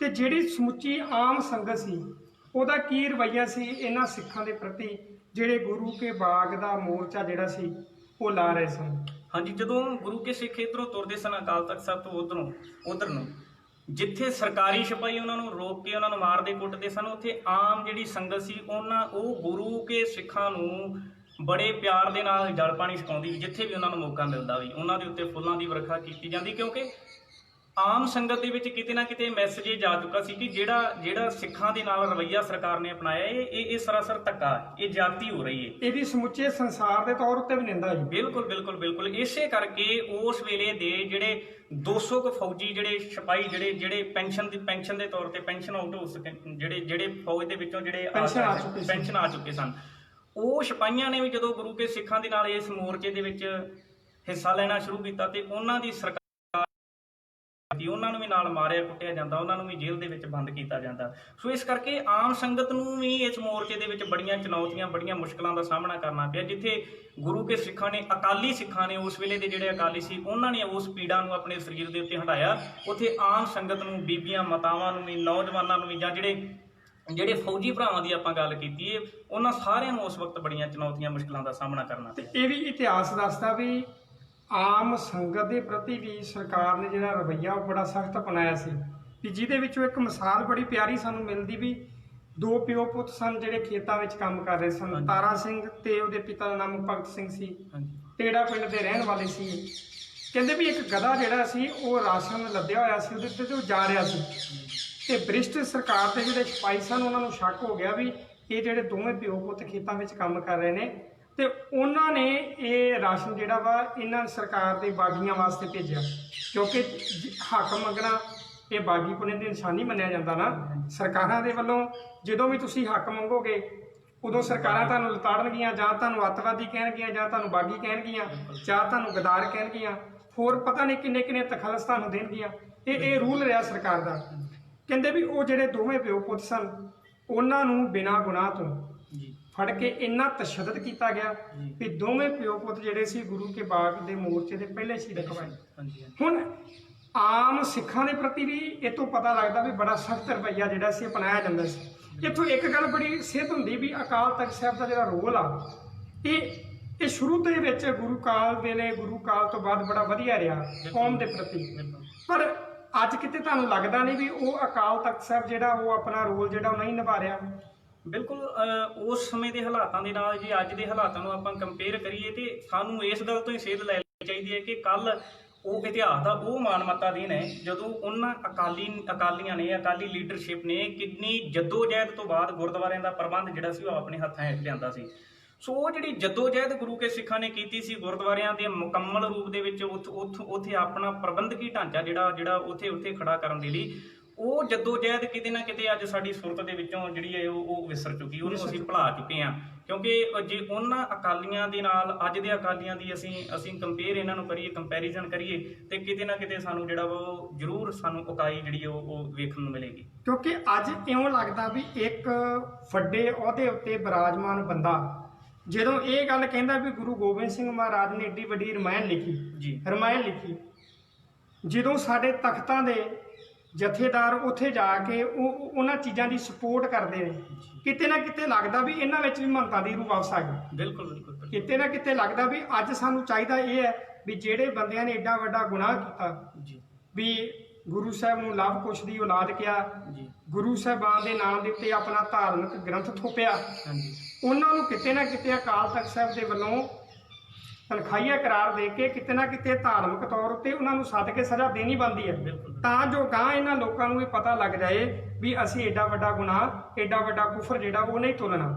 ਸੋ ਕਹਿਣ ਤੋਂ ਭਾਵ ਹੈ ਕਿ ਵੀ ਗੁਰੂ ਕੇ ਬਾਗ ਦੇ ਮੋਰਚੇ ਵਾਸਤੇ ਅਕਾਲ ਤਖਤ ਸਾਹਿਬ ਨੇ ਅਗਵਾਈ ਕੀਤੀ ਤੇ ਅਗਵਾਈ ਵੀ ਬੜੇ ਵਧੀਆ ਤਰੀਕੇ ਨਾਲ, ਸ਼ਾਂਤਮਈ ਤਰੀਕੇ ਨਾਲ ਰਹਿੰਦੇ ਹੋਏ ਕੀਤੀ। ਇੱਥੇ ਅਲੱਗ-ਅਲੱਗ ਜਥੇ ਜਿਹੜੇ ਸਨ ਉਹ ਜਾਂਦੇ ਨੇ ਤੇ ਬਿਲਕੁਲ ਸ਼ਾਂਤ ਚਿੱਤ ਰਹਿ ਕੇ ਉਹ ਉੱਥੇ ਜਾ ਕੇ ਗ੍ਰਿਫਤਾਰੀਆਂ ਦੇ ਦਿੰਦੇ ਨੇ, ਕੁਝ ਸ਼ਹੀਦੀਆਂ ਪ੍ਰਾਪਤ ਕਰ ਜਾਂਦੇ ਨੇ। ਇੱਥੇ ਇੱਕ ਬੀਬੀਆਂ ਦਾ ਕੀ ਰੋਲ ਰਹਿੰਦਾ ਇਸ ਮੋਰਚੇ ਦੇ ਵਿੱਚ? ਉਸ ਵਕਤ ਬੀਬੀਆਂ ਦਾ ਰੋਲ ਵੀ ਉਹਨਾਂ ਗੁਰੂ ਕੇ ਸਿੱਖਾਂ ਦੇ ਨਾਲ ਹੀ ਬੜਾ ਸਲਾਹੁਣਯੋਗ ਸੀ। ਉਹਨਾਂ ਨੇ ਵੀ ਜਿੱਥੇ ਜਦੋਂ ਵੀ ਲੋੜ ਪਈ ਹੈ ਇਸ ਮੋਰਚੇ ਦੇ ਵਿੱਚ ਆਪਣਾ ਬੜਾ ਅਹਿਮ ਰੋਲ ਅਦਾ ਕੀਤਾ ਹੈ। ਉਹ ਇਹਨਾਂ ਗੁਰੂ ਕੇ ਸਿੱਖਾਂ ਦੇ ਵਾਂਗ ਹੀ ਜਥਿਆਂ ਦੇ ਰੂਪ ਦੇ ਵਿੱਚ ਜਾਂਦੀਆਂ ਸਨ ਜਿੱਥੇ ਉਹਨਾਂ ਨੂੰ ਮੌਕਾ ਮਿਲਦਾ ਸੀ, ਜਾਂ ਜਦੋਂ ਗੁਰੂ ਕੇ ਸਿੱਖ ਜਿਹੜੇ ਭੁੱਖੇ ਤੇ ਆਏ ਸਰਕਾਰੀ ਤਸ਼ੱਦਦ ਨੂੰ ਆਪਣੇ ਸਰੀਰ ਦੇ ਉੱਤੇ ਹੰਢਾ ਰਹੇ ਸਨ, ਉਹਨਾਂ ਦੇ ਲਈ ਪ੍ਰਸ਼ਾਦੇ ਪਾਣੀ ਦੀ ਸੇਵਾ ਕਰਨੀ ਹੈ, ਜਲ ਪਾਣੀ ਦੀ ਸੇਵਾ ਕਰਨੀ ਹੈ। ਸੋ ਉਸ ਵਕਤ ਦੀਆਂ ਬੀਬੀਆਂ ਨੇ ਇਹ ਸੇਵਾਵਾਂ ਜਿਹੜੀਆਂ ਉਸ ਸਮੇਂ ਨਿਭਾਈਆਂ ਸਨ। ਇਹ ਮੋਰਚਾ ਕਿਵੇਂ ਸਿੱਖਾਂ ਨੇ ਫਤਿਹ ਕੀਤਾ?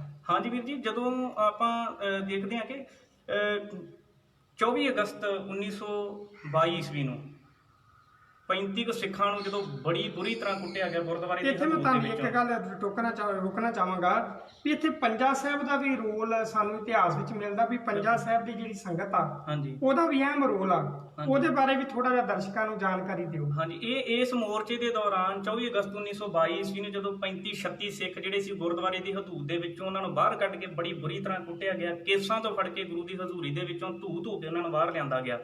ਸੋ ਇਸ ਪ੍ਰਕਾਰ ਜਦੋਂ ਸਰਕਾਰ ਦੇ ਇਸ ਅੰਨੇ ਤਸ਼ੱਦਦ ਦੀ ਲੋਕਾਂ ਦੇ ਵਿੱਚ ਨਿੰਦਾ ਹੋਣੀ ਸ਼ੁਰੂ ਹੋਈ, ਉਸ ਵਕਤ ਦੇ ਜਿਹੜੇ ਮਨੁੱਖਤਾ ਦੇ ਅਨੁਯਾਈ ਸਨ, ਦਰਦਮੰਦੀ ਜਿਹੜੇ ਲੋਕ ਸਨ, ਉਹਨਾਂ ਨੇ ਅੱਗੇ ਆਣ ਕੇ ਇਹਨਾਂ ਗੁਰੂ ਕੇ ਸਿੱਖਾਂ ਦੇ ਹੱਕ ਦੇ ਵਿੱਚ ਹਾਂ ਦਾ ਨਾਅਰਾ ਮਾਰਿਆ। ਤੇ ਉਸ ਵੇਲੇ ਦਾ ਜਿਹੜਾ ਪੰਜਾਬ ਦਾ ਗਵਰਨਰ ਸੀ ਸਰ ਮੈਕਲੈਗਨ, ਜਿਹੜਾ ਉਹ ਚੱਲ ਕੇ ਆਪ 13 ਸਤੰਬਰ 1922 ਈਸਵੀ ਨੂੰ ਮੋਰਚਾ ਗੁਰੂ ਕੇ ਬਾਗ ਪਹੁੰਚਦਾ, ਜਾ ਕੇ ਉੱਥੋਂ ਦੇ ਹਾਲਾਤ ਦੇਖਦਾ ਹੈ। ਫਿਰ ਉਹਨੇ ਸਿਪਾਹੀਆਂ ਨੂੰ ਆਰਡਰ ਇਹ ਕੀਤਾ ਕਿ ਇਹਨਾਂ ਦੇ ਉੱਤੇ ਸਰੀਰਕ ਤਸ਼ੱਦਦ ਹੈ ਜਿਹੜਾ ਉਹ ਨਾ ਕੀਤਾ ਜਾਵੇ। ਪਰ ਉਸ ਸਮੇਂ ਤੱਕ ਪੰਜ ਸਿੰਘਾਂ ਦੇ ਜਿਹੜੇ ਜਥੇ ਆ ਉਹ ਗ੍ਰਿਫਤਾਰੀਆਂ ਦੇਣ ਦੇ ਲਈ ਜਿਹੜਾ ਅਜੇ ਵੀ ਅਕਾਲ ਤਖਤ ਸਾਹਿਬ ਤੋਂ ਚੱਲ ਰਹੇ ਸਨ। ਬੇਸ਼ੱਕ ਉਹਨਾਂ ਨੂੰ ਮਾਰਨਾ ਕੁੱਟਣਾ ਸਰਕਾਰ ਨੇ ਬੰਦ ਕਰ ਦਿੱਤਾ ਸੀ। ਸੋ ਇਸ ਪ੍ਰਕਾਰ ਇੱਥੋਂ ਤੱਕ ਦਾ ਜਦੋਂ ਆਪਾਂ ਇਤਿਹਾਸ ਦੇਖਦੇ ਹਾਂ ਤੇ ਇਹਨਾਂ ਗੁਰੂ ਕੇ ਸਿੱਖਾਂ ਨੂੰ ਮਾਰਨਾ ਕੁੱਟਣਾ ਭਾਵੇਂ ਬੰਦ ਕਰ ਦਿੱਤਾ ਸੀ, ਪਰ ਪੰਜ ਸਿੰਘਾਂ ਦੇ ਜਥੇ ਦੇ ਵਿੱਚ ਇਹਨਾਂ ਨੇ ਜਿਹੜਾ ਵਾ ਉਹ ਗ੍ਰਿਫਤਾਰੀਆਂ ਦੇਣੀਆਂ ਜਿਹੜੀਆਂ ਅਜੇ ਵੀ ਜਾਰੀ ਰੱਖੀਆਂ ਹੋਈਆਂ ਸਨ। ਜਦੋਂ ਇਹਨਾਂ ਜੇਲ੍ਹਾਂ ਦੇ ਵਿੱਚ ਅੰਮ੍ਰਿਤਸਰ ਦੀ ਜੇਲ੍ਹ ਜਿਹੜੀ ਸੀ ਉਹਨਾਂ ਦੇ ਵਿੱਚ ਬਹੁਤ ਸਾਰੇ ਸਿੱਖ ਜਿਹੜੇ ਸਨ ਉਹ ਬੰਦ ਕਰ ਦਿੱਤੇ ਗਏ, ਜੇਲ੍ਹਾਂ ਇੱਥੋਂ ਦੀਆਂ ਨੱਕ ਭਰ ਗਈਆਂ। ਸਰਕਾਰ ਨੇ ਇੱਥੋਂ ਦੇ ਜਿਹੜੇ ਸਿੱਖ ਕੈਦੀ ਬਣਾਏ ਹੋਏ ਸੀ, ਬੰਦੀ ਬਣਾਏ ਹੋਏ ਸੀ, ਇਹਨਾਂ ਨੂੰ ਅਟਕ ਜੇਲ੍ਹ ਦੇ ਵਿੱਚ ਪਹੁੰਚਾਉਣ ਦੇ ਲਈ ਜਦੋਂ ਟ੍ਰੇਨ ਦੇ ਰਾਹੀਂ ਸਫ਼ਰ ਤੈਅ ਕਰਨਾ ਸੀ ਤੇ ਉਧਰ ਹਸਨ ਅਬਦਾਲ ਪੰਜਾ ਸਾਹਿਬ ਦੀ ਸੰਗਤ ਨੂੰ ਜਦੋਂ ਪਤਾ ਲੱਗਾ ਕਿ ਭੁੱਖੇ ਧਿਆਏ ਗੁਰੂ ਕੇ ਸਿੱਖ ਅੰਮ੍ਰਿਤਸਰ ਤੋਂ ਚੱਲ ਕੇ ਇਸੇ ਰਾਹ ਹੀ ਅੱਗੇ ਅਟਕ ਜੇਲ੍ਹ ਦੇ ਵਿੱਚ ਪਹੁੰਚਾਏ ਜਾਣੇ ਨੇ, ਉਧਰ ਉਹਨਾਂ ਨੇ ਪ੍ਰਬੰਧ ਕੀਤਾ ਕਿ ਰਸਤੇ ਦੇ ਵਿੱਚ ਟ੍ਰੇਨ ਰੋਕ ਕੇ ਇਹਨਾਂ ਨੂੰ ਜਲ ਪਾਣੀ ਜਿਹੜਾ ਛਕਾਇਆ ਜਾਵੇਗਾ। ਸੋ ਜਿਹੜਾ ਇਹ ਪੰਜਾ ਸਾਹਿਬ ਦਾ ਸਾਕਾ ਹੈ ਇਹ 30 ਅਕਤੂਬਰ 1922 ਈਸਵੀ ਨੂੰ ਵਾਪਰਦਾ ਹੈ। ਉਹਦੇ ਵਿੱਚ ਦੋ ਗੁਰੂ ਕੇ ਸਿੱਖ ਸਰਦਾਰ ਪ੍ਰਤਾਪ ਸਿੰਘ ਸਰਦਾਰ ਕਰਮ ਸਿੰਘ ਦੀ ਸ਼ਹਾਦਤ ਹੋਈ ਹੈ। ਸ਼ਹਾਦਤ ਦਾ ਕਾਰਨ ਕੀ ਸੀ ਕਿ ਜਦੋਂ ਜਿਹੜਾ ਉੱਥੋਂ ਦਾ ਜਿਹੜਾ ਪ੍ਰਬੰਧਕੀ ਸਿਸਟਮ ਸੀ, ਜਦੋਂ ਉਹਨਾਂ ਦੇ ਨਾਲ ਗੱਲਬਾਤ ਕੀਤੀ ਕਿ ਅਸੀਂ ਗੁਰੂ ਕੇ ਸਿੱਖਾਂ ਨੂੰ ਪ੍ਰਸ਼ਾਦਾ ਛਕਾਉਣਾ ਹੈ, ਸਟੇਸ਼ਨ ਮਾਸਟਰ ਦੇ ਨਾਲ ਗੱਲ ਕੀਤੀ, ਉਹਨੇ ਆਖਿਆ ਇੱਥੇ ਟ੍ਰੇਨ ਨੂੰ ਰੋਕਣ ਦਾ ਸਾਨੂੰ ਜਿਹੜਾ ਆਰਡਰ ਨਹੀਂ ਹੈ। ਪਰ ਗੁਰੂ ਕੇ ਸਿੱਖ ਆਪਣੀ ਗੱਲ ਦੇ ਉੱਤੇ ਵਜਿੱਦ ਸਨ ਕਿ ਭੁੱਖੇ ਤੇ ਆਏ ਗੁਰੂ ਕੇ ਸਿੱਖਾਂ ਨੂੰ ਲੰਗਰ ਪ੍ਰਸ਼ਾਦਾ ਛਕਾਉਣ ਦੇ ਲਈ ਅਸੀਂ ਇੱਥੇ ਪ੍ਰਸ਼ਾਦਾ ਤਿਆਰ ਕਰਕੇ ਲੈ ਕੇ ਆਏ ਹਾਂ। ਇਸ ਕਰਕੇ ਉਹਨਾਂ ਨੂੰ ਪ੍ਰਸ਼ਾਦਾ ਤਿਆਰ ਛਕਾਉਣ ਤੋਂ ਬਗੈਰ ਅਸੀਂ ਅੱਗੇ ਨਹੀਂ ਜਾਣ ਦੇਵਾਂਗੇ। ਗੁਰੂ ਕੇ ਸਿੱਖ ਉੱਥੇ ਬੈਠ ਕੇ ਟ੍ਰੇਨ ਦੀ ਪਟੜੀ ਦੇ ਉੱਤੇ ਧਰਨੇ ਦੇ ਰੂਪ ਦੇ ਵਿੱਚ ਜਦੋਂ ਟ੍ਰੇਨ ਆਈ, ਉਹ ਇੰਜਨ ਦਾ ਜਿਹੜਾ ਡਰਾਈਵਰ ਸੀ ਉਹਨੇ ਬੜੀ ਕੋਸ਼ਿਸ਼ ਕੀਤੀ ਕਿ ਅੱਗੋਂ ਜਿਹੜਾ ਵਾ ਉਹ ਸੰਗਤ ਉੱਠ ਜਾਵੇ, ਪਰ ਸੰਗਤ ਆਪਣੇ ਪ੍ਰਣ ਦੇ ਉੱਤੇ ਵਜਿੱਦ ਸੀ। ਉਹ ਅਰਦਾਸ ਕਰ ਚੁੱਕੇ ਸਨ ਕਿ ਗੁਰੂ ਕੇ ਸਿੱਖਾਂ ਨੂੰ ਪ੍ਰਸ਼ਾਦਾ ਛਕਣ ਤੋਂ ਬਗੈਰ ਅੱਗੇ ਨਹੀਂ ਜਾਣ ਦਿੱਤਾ ਜਾਵੇਗਾ। ਉਹ ਟ੍ਰੇਨ ਆਈ, ਉਹਨਾਂ ਗੁਰੂ ਕੇ ਗੀਆਂ ਸੰਗਤਾਂ ਦੇ ਉੱਤੇ ਚੜੀ। ਉਹਦੇ ਵਿੱਚ ਦੋ ਸਿੱਖ ਜਿਹੜੇ ਉਹ ਸ਼ਹੀਦ ਹੋਏ, ਸਰਦਾਰ ਕਰਮ ਸਿੰਘ, ਸਰਦਾਰ ਪ੍ਰਤਾਪ ਸਿੰਘ। ਸਰਦਾਰ ਕਰਮ ਸਿੰਘ ਆਨੰਦਪੁਰ ਸਾਹਿਬ ਤੋਂ ਚੱਲ ਕੇ ਇੱਥੇ ਆਏ ਸਨ, ਗੁਰੂ ਸਾਹਿਬ ਜੀ ਦੇ ਦਰਸ਼ਨ ਦਿਦਾਰੇ ਕਰਨ ਪੰਜਾ ਸਾਹਿਬ ਦੀ ਯਾਤਰਾ ਤੇ ਆਏ ਸਨ, ਉਹ ਵੀ ਸ਼ਹੀਦ ਹੋ ਗਏ। ਤੇ ਕੁਝ ਜਿਹੜੇ ਉਸ ਵਕਤ ਦੇ ਆਗੂ ਸਿੱਖ ਸਨ, ਮੋਹਰੀ ਸਿੱਖ ਸਨ, ਉਹਨਾਂ ਨੂੰ ਰੇਲਵੇ ਦੀ ਧਾਰਾ ਦੇ ਅਧੀਨ ਉੱਥੋਂ ਗ੍ਰਿਫਤਾਰ ਕਰਕੇ ਸਰਕਾਰ ਨੇ ਜੇਲ੍ਹਾਂ ਦੇ ਵਿੱਚ ਬੰਦ ਕਰ ਦਿੱਤਾ ਕਿ ਤੁਸੀਂ ਸਿੱਖ ਸੰਗਤ ਨੂੰ ਵਰਗਲਾ ਕੇ ਇੱਥੇ ਜਿਹੜਾ ਵਾ ਲੈ ਕੇ ਆਏ ਹੋ, ਤਾਂ ਹੀ ਇਹ ਜਿਹੜਾ ਨੁਕਸਾਨ ਹੋਇਆ। ਸੋ ਇੱਥੇ ਗੱਲ ਇਹ ਵੀ ਮੈਂ ਕਹਿਣੀ ਚਾਹੁੰਦਾ ਕਿ ਜਦੋਂ ਗੁਰੂ ਕੇ ਸਿੱਖਾਂ ਨੂੰ ਜੇਲ੍ਹਾਂ ਦੇ ਵਿੱਚ ਬੰਦ ਕੀਤਾ ਜਾਂਦਾ ਸੀ, ਉਹਨਾਂ ਦੇ ਉੱਤੇ ਜੁਰਮਾਨਾ ਉਹਨਾਂ ਨੂੰ ਕੀਤਾ ਜਾਂਦਾ। ਉਹਨਾਂ ਨੂੰ ਜੁਰਮਾਨਾ ਅਦਾ ਕਰਨ ਦੇ ਲਈ ਜਦੋਂ ਕਿਹਾ ਜਾਂਦਾ ਤੇ ਉਹ ਜੁਰਮਾਨਾ ਨਾ ਅਦਾ ਕਰਨ ਦੀ ਸੂਰਤ ਦੇ ਵਿੱਚ ਉਹਨਾਂ ਦੇ ਉੱਤੇ ਕੇਸ ਹੋਰ ਪਾ ਕੇ ਉਹਨਾਂ ਦੀ ਸਜ਼ਾ ਜਿਹੜੀ ਸੀ ਉਹ ਜਿਹੜੀ ਸੀ ਉਹ ਹੋਰ ਲੰਮੀ ਕਰ ਦਿੱਤੀ ਜਾਂਦੀ। ਵੀ ਇਹ ਬਾਹਰ ਨਾ ਕਿਸੇ ਤਰੀਕੇ ਨਾਲ ਆ ਜਾਣ। ਬਿਲਕੁਲ ਬਿਲਕੁਲ ਬਿਲਕੁਲ, ਹਾਂਜੀ ਹਾਂਜੀ। ਸੋ ਇਸ ਪ੍ਰਕਾਰ 30 ਅਕਤੂਬਰ 1922 ਈਸਵੀ ਨੂੰ ਜਿਹੜਾ ਵਾ ਸਾਕਾ ਪੰਜਾ ਸਾਹਿਬ ਵਾਪਰਦਾ ਵਾ, ਜਿਹਦਾ ਇਸ ਇਤਿਹਾਸ ਮੋਰਚਾ ਗੁਰੂ ਕੇ ਬਾਗ ਦੇ ਨਾਲ ਬੜਾ ਜਿਹੜਾ ਵਾ ਨੇੜਲਾ ਸੰਬੰਧ ਹੈ। ਮਦਨ ਮੋਹਨ ਮਾਲਵੀਏ ਦਾ ਕੀ ਰੋਲ ਰਹਿੰਦਾ ਇਸ ਮੋਰਚੇ ਦੇ ਵਿੱਚ? ਉਹਨਾਂ ਦਾ ਨਾਮ ਹੀ ਸਾਨੂੰ ਮਿਲਦਾ ਇਤਿਹਾਸ। ਹਾਂਜੀ, ਮਦਨ ਮੋਹਨ ਮਾਲਵੀਆ ਉਸ ਵੇਲੇ ਦੇ ਜਿਹੜੇ ਇਨਸਾਫ ਪਸੰਦ ਲੋਕ ਸਨ, ਉਹਨਾਂ ਦੇ ਵਿੱਚ ਉਹਨਾਂ ਦਾ ਨਾਮ ਜਿਹੜਾ ਗਿਣਿਆ ਜਾਂਦਾ ਹੈ। ਮਦਨ ਮੋਹਨ ਮਾਲਵੀਆ ਜਾਂ ਉਸ ਵੇਲੇ ਦਾ ਇੱਕ ਈਸਾਈ ਪਾਦਰੀ ਜਿਹਨੇ ਉਸ ਵੇਲੇ ਦੀ ਹਕੂਮਤ ਨੂੰ, ਸਰ ਮੈਕਲੈਗਨ ਜਿਹੜਾ ਗਵਰਨਰ ਸੀ ਪੰਜਾਬ ਦਾ, ਉਹਨੂੰ ਇਹ ਗੱਲ ਕਹੀ ਕਿ ਮੈਂ ਇੱਕ ਹਜ਼ਰਤ ਈਸਾ ਬਾਰੇ ਸੁਣਿਆ ਸੀ ਕਿ ਉਹ ਸੂਲੀ ਤੇ ਚੜਿਆ, ਪਰ ਇੱਥੇ ਤੇ ਪਤਾ ਨਹੀਂ ਕਿੰਨੇ ਜਿਹੜੇ ਹਜ਼ਰਤ ਈਸਾ ਉਹਨਾਂ ਨੂੰ ਮੈਂ ਸੂਲੀ ਦੇ ਉੱਤੇ ਚੜ੍ਹਦਿਆਂ ਨੂੰ ਦੇਖ ਰਿਹਾ ਹਾਂ। ਕਿ ਉਹਦਾ ਇਸ਼ਾਰਾ ਸੀ ਵੀ ਸਿੱਖਾਂ ਦੇ ਉੱਤੇ ਜਿਹੜਾ ਅਕਾਲੀਆਂ ਦੇ ਉੱਤੇ ਜਿਹੜਾ ਤਸ਼ੱਦਦ ਕੀਤਾ ਜਾ ਰਿਹਾ ਸੀ। ਸੋ ਇਹ ਜਿਹੜੇ ਇਨਸਾਫ ਪਸੰਦ ਲੋਕ ਸਨ, ਮਦਨ ਮੋਹਨ ਮਾਲਵੀਆ ਵਰਗੇ, ਜਾਂ ਜਿਹੜਾ ਈਸਾਈ ਸੀ, ਜਾਂ ਜਿਹੜੇ ਹਿੰਦੂ ਕਮਿਊਨਿਟੀ ਦੇ ਵਿੱਚੋਂ ਕੁਝ ਆਗੂ ਸਨ, ਮੁਸਲਮਾਨ ਭਾਈਚਾਰੇ ਦੇ ਵਿੱਚੋਂ ਜਿਹੜੇ ਆਗੂ ਸਨ, ਇਹਨਾਂ ਦੇ ਯਤਨਾਂ ਸਦਕਾ ਕਈ ਵਾਰ ਗੁਰੂ ਕੇ ਸਿੰਘਾਂ ਦਾ ਤੇ ਸਰਕਾਰ ਦਾ ਸਮਝੌਤਾ ਹੋਣ ਦਾ ਜਿਹੜਾ ਵਾ ਉਹ ਬਣਿਆ ਸੀ, ਬਣਦਾ ਰਿਹਾ, ਪਰ ਉਹ ਸਮਝੌਤਾ ਨਹੀਂ ਹੁੰਦਾ ਰਿਹਾ। ਵੀ ਕਈ ਵਾਰ ਇਹ ਮਾਹੌਲ ਬਣਿਆ ਸੀ ਕਿ ਸਮਝੌਤਾ ਹੋ ਜਾਵੇ। ਫਿਰ ਅਖੀਰ ਇਹ ਜਿਹੜੇ ਲੋਕ ਸਨ, ਉਸ ਵੇਲੇ ਦੇ ਆਗੂ ਸਨ, ਉਹਨਾਂ ਦੇ ਕਹਿਣ ਤੇ ਹੀ ਗੁਰੂ ਕੇ ਸਿੱਖਾਂ ਦੇ ਉੱਤੇ ਤਸ਼ੱਦਦ ਜਿਹੜਾ ਹੋਣਾ ਉਹ ਬੰਦ ਹੋ ਗਿਆ, ਪਰ ਉਹਨਾਂ ਦੀਆਂ ਗ੍ਰਿਫਤਾਰੀਆਂ ਅਜੇ ਵੀ ਜਾਰੀ ਸਨ। ਇਹ ਜਿਹੜੇ ਸਿੱਖ ਗ੍ਰਿਫਤਾਰ ਕੀਤੇ ਗਏ, ਜਿਨ੍ਹਾਂ ਸਿੱਖਾਂ ਦੇ ਉੱਤੇ ਸਰਕਾਰ ਦੇ ਵੱਲੋਂ ਕੇਸ ਪਾਏ ਗਏ ਜੀ, ਇਹ ਵੀ ਲਿਖਿਆ ਮਿਲਦਾ ਵੀ ਉਹਨਾਂ ਦੇ ਕੇਸ ਵੀ ਜਿਹੜੇ ਸਨ ਮਦਨ ਮੋਹਨ ਮਾਲਵੀਆ ਦੇ ਵੱਲੋਂ ਲੜੇ ਗਏ। ਬਿਲਕੁਲ ਬਿਲਕੁਲ। ਸੋ ਇਹ ਜਿਹੜਾ ਮੋਰਚਾ ਵਾ ਇਹ ਕਿਵੇਂ ਫਤਿਹ ਹੁੰਦਾ? ਹਾਂਜੀ, ਸੋ ਇਹ ਮੋਰਚਾ 3.25 ਮਹੀਨੇ ਦੇ ਸਮਾਂ ਜਦੋਂ ਇਸ ਮੋਰਚੇ ਨੂੰ ਲੱਗੇ ਨੂੰ ਹੋ ਗਿਆ, ਉਸ ਵਕਤ 18 ਅਕਤੂਬਰ ਦਾ ਦਿਨ ਸਾਨੂੰ ਮਿਲਦਾ ਵਾ 1922 ਈਸਵੀ, ਜਦੋਂ ਉਹ ਜਿਹੜੀ ਜ਼ਮੀਨ ਸੀ ਜਿਹਦਾ ਰੌਲਾ ਚੱਲ ਰਿਹਾ ਸੀ, ਸਰਕਾਰ ਨੇ ਜਦੋਂ ਚਾਰੇ ਤਰਫਾਂ ਤੋਂ, ਚਾਰੇ ਪਾਸਿਆਂ ਤੋਂ ਸਰਕਾਰ ਦੀ ਨਿੰਦਾ ਹੋਣੀ ਸ਼ੁਰੂ ਹੋ ਗਈ ਸੀ, ਤੇ ਉਹਨਾਂ ਨੇ ਇੱਕ ਵਿਚਕਾਰਲਾ ਰਾਹ ਲੱਭਿਆ। ਉਹਨਾਂ ਨੇ ਉਸ ਵੇਲੇ ਦਾ ਇੱਕ ਇੰਜੀਨੀਅਰ ਜਿਹੜਾ ਸੇਵਾ ਮੁਕਤ ਹੋ ਚੁੱਕਾ ਸੀ, ਜਿਹਦਾ ਨਾਮ ਗੰਗਾ ਰਾਮ ਕਰਕੇ ਮਿਲਦਾ ਹੈ, ਉਹਨੂੰ ਹਾਇਰ ਕੀਤਾ ਤੇ ਉਹਨੂੰ ਮਹੰਤ ਸੁੰਦਰਦਾਸ ਤੋਂ ਇਹ ਜਿਹੜੀ ਜ਼ਮੀਨ ਸੀ ਦਵਾ ਦਿੱਤੀ ਪਟੇ ਦੇ ਉੱਤੇ। 1000 ਰੁਪਈਆ ਦੇ ਕੇ ਉਹਨੇ ਮਹੰਤ ਸੁੰਦਰਦਾਸ ਨੂੰ ਇਹ ਜ਼ਮੀਨ ਜਿਹੜੀ ਆਪਣੇ ਨਾਂ ਕਰਵਾ ਲਈ, ਤੇ ਉਹਨੇ ਸਰਕਾਰ ਨੂੰ ਲਿਖ ਕੇ ਇਹ ਗੱਲ ਦਿੱਤੀ ਕਿ ਜੇ ਇੱਥੇ ਅਕਾਲੀ ਸਿੱਖ ਆਉਣਗੇ, ਗੁਰੂ ਦੀ ਸੰਗਤ ਆਵੇਗੀ, ਤੇ ਮੈਨੂੰ ਉਹਨਾਂ ਦੇ ਆਉਣ ਤੇ ਇੱਥੇ ਕੋਈ ਇਤਰਾਜ਼ ਨਹੀਂ ਹੈ, ਉਹ ਆਣ ਕੇ ਆਪਣੀਆਂ ਸੇਵਾਵਾਂ ਨਿਭਾ ਸਕਦੇ ਨੇ, ਜੰਗਲ ਦੇ ਵਿੱਚੋਂ ਲੱਕੜ ਕੱਟ ਸਕਦੇ ਨੇ, ਉਸ ਬਾਗ ਦੇ ਵਿੱਚੋਂ। ਸੋ ਇਸ ਕਰਕੇ ਉਹ ਜਿਹੜੀ ਜ਼ਮੀਨ ਸੀ ਮਹੰਤ ਸੁੰਦਰਦਾਸ ਦੇ ਹੱਥਾਂ ਹੇਠੋਂ ਨਿਕਲ ਕੇ ਤੇ ਗੰਗਾ ਰਾਮ ਦੇ ਕੋਲ ਚਲੀ ਗਈ।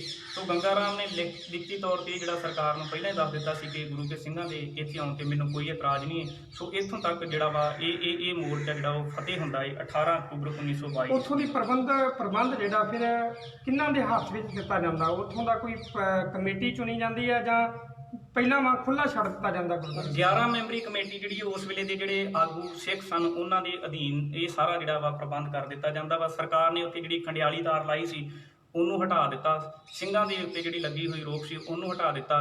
ਜਿਹੜੇ ਇਸ ਮੋਰਚੇ ਤੱਕ 9 ਅਕਾਲੀ ਸਿੱਖ ਸ਼ਹੀਦ ਹੋਏ ਸਨ, ਅਨੇਕਾਂ ਹੀ ਗੁਰੂ ਕੇ ਸਿੱਖਾਂ ਨੇ ਗ੍ਰਿਫਤਾਰੀਆਂ ਦਿੱਤੀਆਂ, 1000 ਦੇ ਕਰੀਬ ਲੋਕਾਂ ਦੀਆਂ ਗ੍ਰਿਫਤਾਰੀਆਂ ਹੋਈਆਂ, ਤੇ 5605 ਲੋਕ ਜਿਹੜੇ ਸਨ ਉਹ ਜਿਹੜੇ ਆ ਉਹ ਜੇਲ੍ਹਾਂ ਦੇ ਵਿੱਚ ਜਿਹੜੇ ਬੰਦ ਕਰ ਦਿੱਤੇ ਗਏ ਵੀ।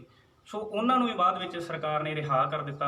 ਸੋ ਇਸ ਪ੍ਰਕਾਰ ਜਦੋਂ ਮੋਰਚਾ ਫਤਿਹ ਹੁੰਦਾ ਹੈ ਤੇ ਇਹਨਾਂ ਗੁਰੂ ਕੇ ਸਿੱਖਾਂ ਨੇ ਉੱਥੋਂ ਦਾ ਪ੍ਰਬੰਧ ਸਾਰਾ ਆਪਣੇ ਹੱਥਾਂ ਹੇਠ ਲੈਣ ਦਾ ਆਪਾਂ ਸਾਕਾ ਨਨਕਾਣਾ ਸਾਹਿਬ ਦਾ ਇਤਿਹਾਸ ਵੀ ਦੇਖਿਆ ਹੈ। ਉਸ ਤੋਂ ਬਾਅਦ ਹੀ ਇਹ ਜਿਹੜਾ ਦੌਰ ਹੈ ਉਹ ਵਾਪਰਦਾ ਵਾ। ਇਹ ਉਹ ਸਮਾਂ ਸੀ ਜਦੋਂ ਲਹਿਰਾਂ ਚੱਲ ਰਹੀਆਂ ਸੀ, ਗੁਰਦੁਆਰਾ ਸੁਧਾਰ ਲਹਿਰ, ਅਕਾਲੀ ਲਹਿਰ, ਸਿੰਘ ਸਭਾ ਲਹਿਰ। ਇਹ ਉਹ ਸਮਾਂ ਸੀ ਜਦੋਂ ਮੋਰਚੇ ਲੱਗ ਰਹੇ ਸਨ, ਮੋਰਚਾ ਗੁਰੂ ਕਾ ਬਾਗ, ਜੈਤੋ ਦਾ ਮੋਰਚਾ, ਚਾਬੀਆਂ ਵਾਲਾ ਮੋਰਚਾ। ਇਹ ਉਹ ਸਮਾਂ ਸੀ ਜਦੋਂ ਗੁਰੂ ਕੇ ਸਿੱਖ ਬੜੀ ਜਦੋਜਹਿਦ ਕਰਕੇ ਗੁਰਦੁਆਰਿਆਂ ਦਾ ਪ੍ਰਬੰਧ ਜਿਹੜਾ ਵਾ ਉਹਨੂੰ ਸੁਧਾਰਨ ਦੇ ਲਈ ਹਕੂਮਤ ਦਾ ਤਸ਼ੱਦਦ ਜਿਹੜਾ ਵਾ ਸਰੀਰਕ ਤੇ ਮਾਨਸਿਕ ਤੌਰ ਤੇ ਹੰਢਾ ਰਹੇ ਸਨ। ਇੱਥੋਂ ਇੱਕ ਗੱਲ ਸਾਫ਼ ਉੱਭਰ ਕੇ ਸਾਹਮਣੇ ਆਉਂਦੀ ਹੈ ਵੀ ਸ਼੍ਰੋਮਣੀ ਗੁਰਦੁਆਰਾ ਪ੍ਰਬੰਧਕ ਕਮੇਟੀ ਜਿਹੜੀ ਸਿੱਖਾਂ ਦੀ ਇੱਕ ਪ੍ਰਮੁੱਖ ਸਿਰਕੱਢ ਜਮਾਤ ਆ, ਇਹ ਬੇਅੰਤ ਕੁਰਬਾਨੀਆਂ ਦੇ ਕੇ ਹੋਂਦ ਵਿੱਚ ਆਈ। ਬਿਲਕੁਲ ਬੜਾ ਵਧੀਆ ਇਹਦਾ ਕੰਮ ਸੀ। ਜਿਹੜੇ ਸਟਾਰਟਿੰਗ ਅਕਾਲੀ ਸਨ, ਉਸ ਸਮੇਂ ਅਕਾਲ ਤਖਤ ਸਾਹਿਬ ਦਾ ਜਿਹੜਾ ਪ੍ਰਬੰਧ ਸੀ ਉਹਦੇ ਅੱਗੇ ਸਿਰ ਝੁਕਦਾ, ਕਿਉਂਕਿ ਇਹ ਜਿਹੜੀ ਸ਼੍ਰੋਮਣੀ ਕਮੇਟੀ ਆ ਇਹ ਆਮ ਲੋਕਾਂ ਦੇ ਵੱਲੋਂ ਚੁਣੀ ਹੋਈ ਕਮੇਟੀ ਨਹੀਂ, ਬੇਅੰਤ ਕੁਰਬਾਨੀਆਂ ਦੇ ਕੇ ਇਹ ਕਮੇਟੀ ਹੋਂਦ ਵਿੱਚ ਆਈ। ਪਰ ਅੱਜ ਕਿਤੇ ਨਾ ਕਿਤੇ ਸਾਨੂੰ ਫੇਰ ਲੱਗਦਾ ਵੀ ਜਿੱਦਾਂ ਉਸ ਸਮੇਂ ਮਹੰਤਾਂ ਤੋਂ ਗੁਰਦੁਆਰੇ ਆਜ਼ਾਦ ਕਰਾਉਣੇ ਪਏ ਸਨ, ਅੱਜ ਵੀ ਕਿਤੇ ਨਾ ਕਿਤੇ ਮਹੰਤਾਂ ਦੀ ਰੂਹ ਸਾਡੇ ਧਾਰਮਿਕ ਸਥਾਨਾਂ ਦੇ ਵਿੱਚ ਪ੍ਰਵੇਸ਼ ਕਰ ਚੁੱਕੀ ਹੈ। ਜਿੱਥੇ ਉਸ ਸਮੇਂ ਸਿੱਖਾਂ ਨੇ ਅਗਵਾਈ ਕੀਤੀ ਸੀ ਮਹੰਤਾਂ ਤੋਂ ਗੁਰਦੁਆਰੇ ਆਜ਼ਾਦ ਕਰਾਉਣ ਦੀ, ਅੱਜ ਸ਼ਾਇਦ ਇਦਾਂ ਦੇ ਹਾਲਾਤ ਬਣ ਗਏ ਨੇ ਵੀ ਉੱਥੋਂ ਸਿੱਖ ਜਗਤ ਨੂੰ ਦੋ ਫੜ ਕਰਨ ਵਾਸਤੇ ਅੱਜ ਕਿਤੇ ਨਾ ਕਿਤੇ ਮਨਮਰਜ਼ੀ ਦੇ ਰਾਜਨੀਤਿਕ ਜਿਹੜੇ ਹੁਕਮਨਾਮੇ ਨੇ ਦਬਾਅ ਦੇ ਅਧੀਨ ਉਹ ਕੱਢੇ ਜਾ ਰਹੇ ਨੇ ਤੇ ਕੌਮ ਜਿਹੜੀ ਆ ਉਹ ਦੁਚਿੱਤੀ ਦੇ ਵਿੱਚ ਹੈ। ਇਸ ਸਮੇਂ ਤੁਸੀਂ ਕੌਮ ਨੂੰ ਕੀ ਸੰਦੇਸ਼ ਦੇਣਾ ਚਾਹੋਗੇ? ਮੈਂ ਇਹੀ ਸਿੱਖ ਸੰਗਤ ਦੇ ਸਾਹਮਣੇ ਅਖੀਰਲਾ ਵਿਚਾਰ ਰੱਖਣਾ ਚਾਹੁੰਦਾ ਕਿ ਬੜੀਆਂ ਕੁਰਬਾਨੀਆਂ, ਬੜੀ ਜਦੋਜਹਿਦ, ਬੜੀ ਮਿਹਨਤ ਮੁਸ਼ੱਕਤ, ਬੜਾ ਤਸ਼ੱਦਦ ਸਰੀਰ ਦੇ ਉੱਤੇ ਹੰਢਾ ਕੇ ਗੁਰਦੁਆਰਿਆਂ ਦਾ ਪ੍ਰਬੰਧ ਸਿੱਖ ਸੰਗਤ ਨੇ ਆਪਣੇ ਹੱਥਾਂ ਹੇਠ ਲਿਆਂਦਾ ਸੀ। ਜਦੋਂ ਇਸ ਸਮੇਂ ਦਾ ਇਤਿਹਾਸ, ਮੋਰਚਾ ਗੁਰੂ ਕਾ ਬਾਗ, ਇਹ ਸਾਰਾ ਹਾਲਾਤ ਆਪਾਂ, ਇਹ ਸਾਰਾ ਘਟਨਾਕ੍ਰਮ ਜਦੋਂ ਆਪਾਂ ਪੜ੍ਹਾਂਗੇ, ਵਿਚਾਰਾਂਗੇ, ਸੁਣਾਂਗੇ, ਸਾਨੂੰ ਪਤਾ ਲੱਗੇਗਾ ਤੇ ਸਾਡਾ ਸਿਰ ਹੈ ਜਿਹੜਾ ਉਹ ਮਾਣ ਦੇ ਨਾਲ, ਫਖਰ ਦੇ ਨਾਲ ਉੱਚਾ ਹੋ ਜਾਵੇਗਾ ਕਿ ਇਹ ਸਾਡਾ ਇਤਿਹਾਸ ਕਿੰਨਾ ਕੀਮਤੀ ਹੈ। ਸੋ ਸਾਨੂੰ ਉਸ ਵੇਲੇ ਦੀਆਂ ਦਿੱਤੀਆਂ ਹੋਈਆਂ ਜਿਹੜੀਆਂ ਕੁਰਬਾਨੀਆਂ ਹੈ ਉਹਨਾਂ ਦੇ ਮਾਣ ਮਹਿਸੂਸ ਕਰਦੇ ਹੋਏ ਅੱਜ ਜਿਹੜਾ ਗੁਰਦੁਆਰਿਆਂ ਦਾ ਜਿਹੜਾ ਸਮੁੱਚਾ ਪ੍ਰਬੰਧ ਹੈ ਉਹਨੂੰ ਫਿਰ ਉਸੇ ਤਰ੍ਹਾਂ ਬਹਾਲ ਕਰਨ ਦੀ ਜਿਹੜੀ ਲੋੜ ਹੈ ਤੇ ਇਹਨਾਂ ਗੁਰੂ ਕੇ ਸਿੱਖਾਂ ਦੇ ਜੀਵਨ ਤੋਂ ਸਾਨੂੰ ਸੇਧ ਲੈਣ ਦੀ ਲੋੜ ਹੈ ਕਿ ਕਿੱਡਾ ਵੱਡਾ ਉਹਨਾਂ ਦਾ ਜੀਵਨ ਸੀ, ਕਿੰਨਾ ਸੰਘਰਸ਼, ਕਿੰਨੀ ਜਦੋਜਹਿਦ ਉਹਨਾਂ ਨੇ ਕਰਕੇ ਤੇ ਗੁਰਮਤਿ ਪ੍ਰਚਾਰ ਪ੍ਰਸਾਰ ਹਿੱਤ ਜਿਹੜੇ ਉਪਰਾਲੇ ਕੀਤੇ ਸਨ। ਹੁਣ ਜਿਹੜਾ ਅਕਾਲ ਤਖਤ ਸਾਹਿਬ ਆ, ਜਿਹੜੀ ਲੇਟੈਸਟ ਘਟਨਾ ਵਾਪਰੀ ਆ 5 ਤਰੀਕ ਨੂੰ, ਇਕਬਾਲ ਸਿੰਘ ਨੇ ਜੋ ਕੁਝ ਉੱਥੇ ਜਾ ਕੇ ਕਿਹਾ, ਉਹਦੇ ਬਾਰੇ ਅਕਾਲ ਤਖਤ ਸਾਹਿਬ ਨੂੰ ਕੀ ਕਰਨਾ ਚਾਹੀਦਾ ਇਸ ਵਕਤ? ਜੇ ਵਾਕਈ ਹੀ ਸਾਡੇ ਵਿੱਚ ਉਸ ਸਮੇਂ ਦੀ ਰੂਹ ਆ ਜਦੋਂ ਇਹ ਮੋਰਚੇ ਲੱਗੇ ਜਾਂ ਕਮੇਟੀ ਹੋਂਦ ਵਿੱਚ ਆਈ, ਉਸ ਦੇ ਤੌਰ ਉੱਤੇ ਜਥੇਦਾਰ ਨੂੰ ਇਸ ਸਮੇਂ ਕੀ ਕਰਨਾ ਚਾਹੀਦਾ? ਪਹਿਲੀ ਤਾਂ ਗੱਲ ਵੇਖੋ ਜੀ, ਸਾਰੀ ਸਿੱਖ ਸੰਗਤ ਨੇ ਉਸ ਸਮਾਗਮ ਦੇ ਵਿੱਚ ਜਾਣ ਦਾ ਜਿਹੜਾ ਵਾ ਉਹ ਉਸ ਫੈਸਲੇ ਨੂੰ ਨਕਾਰਿਆ ਸੀ ਕਿ ਗੁਰੂ ਕਾ ਸਿੱਖ ਜਿਹੜਾ ਹੈ ਉੱਥੇ ਨਹੀਂ ਜਾਵੇਗਾ। ਪਹਿਲੀ ਤਾਂ ਗੱਲ ਉੱਥੇ ਜਾਣਾ ਹੀ ਗਲਤ ਸੀ, ਕਿਉਂਕਿ ਸਾਨੂੰ ਮੰਦਿਰ ਦੇ ਨਾਲ ਕੋਈ ਸਾਡਾ ਕੋਈ ਵੈਰ ਵਿਰੋਧ ਨਹੀਂ ਹੈ, ਅਸੀਂ ਮੰਦਿਰ ਦੇ ਖਿਲਾਫ ਨਹੀਂ ਆ। ਉਹਨਾਂ ਨੂੰ ਮੁਬਾਰਕ ਹੈ, ਜੋ ਮੁਬਾਰਕ ਹੈ, ਉਹ ਆਪਣਾ ਕੰਮ ਕਰਨ। ਜਦੋਂ ਅਕਾਲ ਤਖਤ ਸਾਹਿਬ ਤੇ ਉੱਥੇ ਪਹੁੰਚੇ ਆ, ਉਹਨਾਂ ਦੀ ਚਿੱਠੀ ਪਹੁੰਚੀ ਹੈ ਕਿ ਉੱਥੋਂ ਦੇ ਜਥੇਦਾਰ ਜਿਹੜੇ ਉੱਥੇ ਪਹੁੰਚਣਗੇ, ਪਰ ਉਹਨਾਂ ਨੇ ਵੀ ਸ਼ਮੂਲੀਅਤ ਨਹੀਂ ਕੀਤੀ ਕਿਉਂਕਿ ਉਹਨਾਂ ਨੂੰ ਜਾਣਾ ਉੱਥੇ ਵਾਜਬ ਨਹੀਂ ਲੱਗਿਆ। ਪਰ ਗਿਆਨੀ ਇਕਬਾਲ ਸਿੰਘ ਜੀ ਆਪਣੀ ਮਰਜ਼ੀ ਦੇ ਨਾਲ ਉੱਥੇ ਗਏ ਨੇ ਤੇ ਆਪਣੀ ਮਰਜ਼ੀ ਦੇ ਨਾਲ ਹੀ ਬੇਹੂਦਾ ਕਿਸਮ ਦਾ ਉਹਨਾਂ ਨੇ ਜਿਹੜਾ ਉੱਥੇ ਬਿਆਨ ਦਿੱਤਾ ਵਾ, ਜਿਹਦੀ ਸਿੱਖ ਹਲਕਿਆਂ ਦੇ ਵਿੱਚ, ਸਿੱਖ ਸੰਸਥਾਵਾਂ ਦੇ ਵਿੱਚ, ਸਿੱਖ ਭਾਈਚਾਰੇ ਦੇ ਵਿੱਚ ਜਿਹੜੀ ਆ ਬੜੇ ਤਿੱਖੇ ਸ਼ਬਦਾਂ ਦੇ ਵਿੱਚ ਨਿੰਦਾ ਕੀਤੀ ਜਾ ਰਹੀ ਹੈ।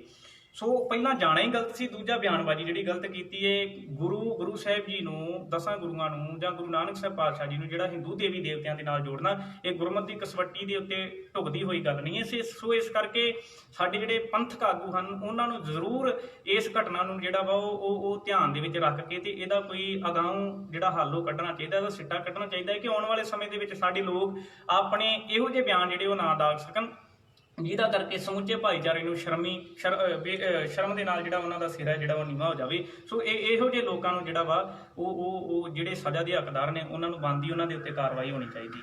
ਸਿੱਖ ਜਗਤ, ਸਿੱਖ ਧਰਮ ਵੱਖਰਾ ਧਰਮ ਹੈ, ਉਹਦੇ ਨਿਯਮ ਨੇ, ਆਪਣੀ ਉਹਦੀ ਮਰਜ਼ਾਦਾ ਹੈ, ਸਾਡਾ ਆਪਣਾ ਇੱਕ ਨਿਆਰਾਪਨ ਹੈ। ਕਿਤੇ ਨਾ ਕਿਤੇ ਸਾਡੇ ਆਪਣਿਆਂ ਵੱਲੋਂ ਜਿੱਦਾਂ ਉਸ ਸਮੇਂ ਮਹੰਤ ਜਿਹੜੇ ਹੈ ਸਿੱਖੀ ਰੂਪ ਸਨ, ਸੋਚ ਉਹਨਾਂ ਦੀ ਵਿਪਰਵਾਦੀ ਸੀ, ਅੱਜ ਉਹੀ ਵਿਪਰਵਾਦੀ ਸੋਚ ਵਾਲੇ ਸਾਡੇ ਤਖਤਾਂ ਦੇ ਕੁਝ ਜਿਹੜੇ ਜਥੇਦਾਰ ਨੇ ਉਹ ਕਿਤੇ ਨਾ ਕਿਤੇ ਕੌਮ ਨੂੰ ਫਿਰ ਉਸ ਨਿਆਰੇਪਨ ਨੂੰ ਢਾਲ ਲਾਉਣ ਦਾ ਯਤਨ ਕਰ ਰਹੇ ਨੇ। ਕੌਮ ਨੂੰ ਸੁਚੇਤ ਹੋਣਾ ਚਾਹੀਦਾ ਹੈ। ਇਹਨਾਂ ਲੋਕਾਂ ਦੀਆਂ ਕੀਤੀਆਂ ਹੋਈਆਂ ਵਧੀਕੀਆਂ ਦਾ ਜਿਹੜਾ ਜਵਾਬ ਹੈ ਇਹ ਪੰਥ ਨੂੰ ਦੇਣਾ ਚਾਹੀਦਾ ਹੈ।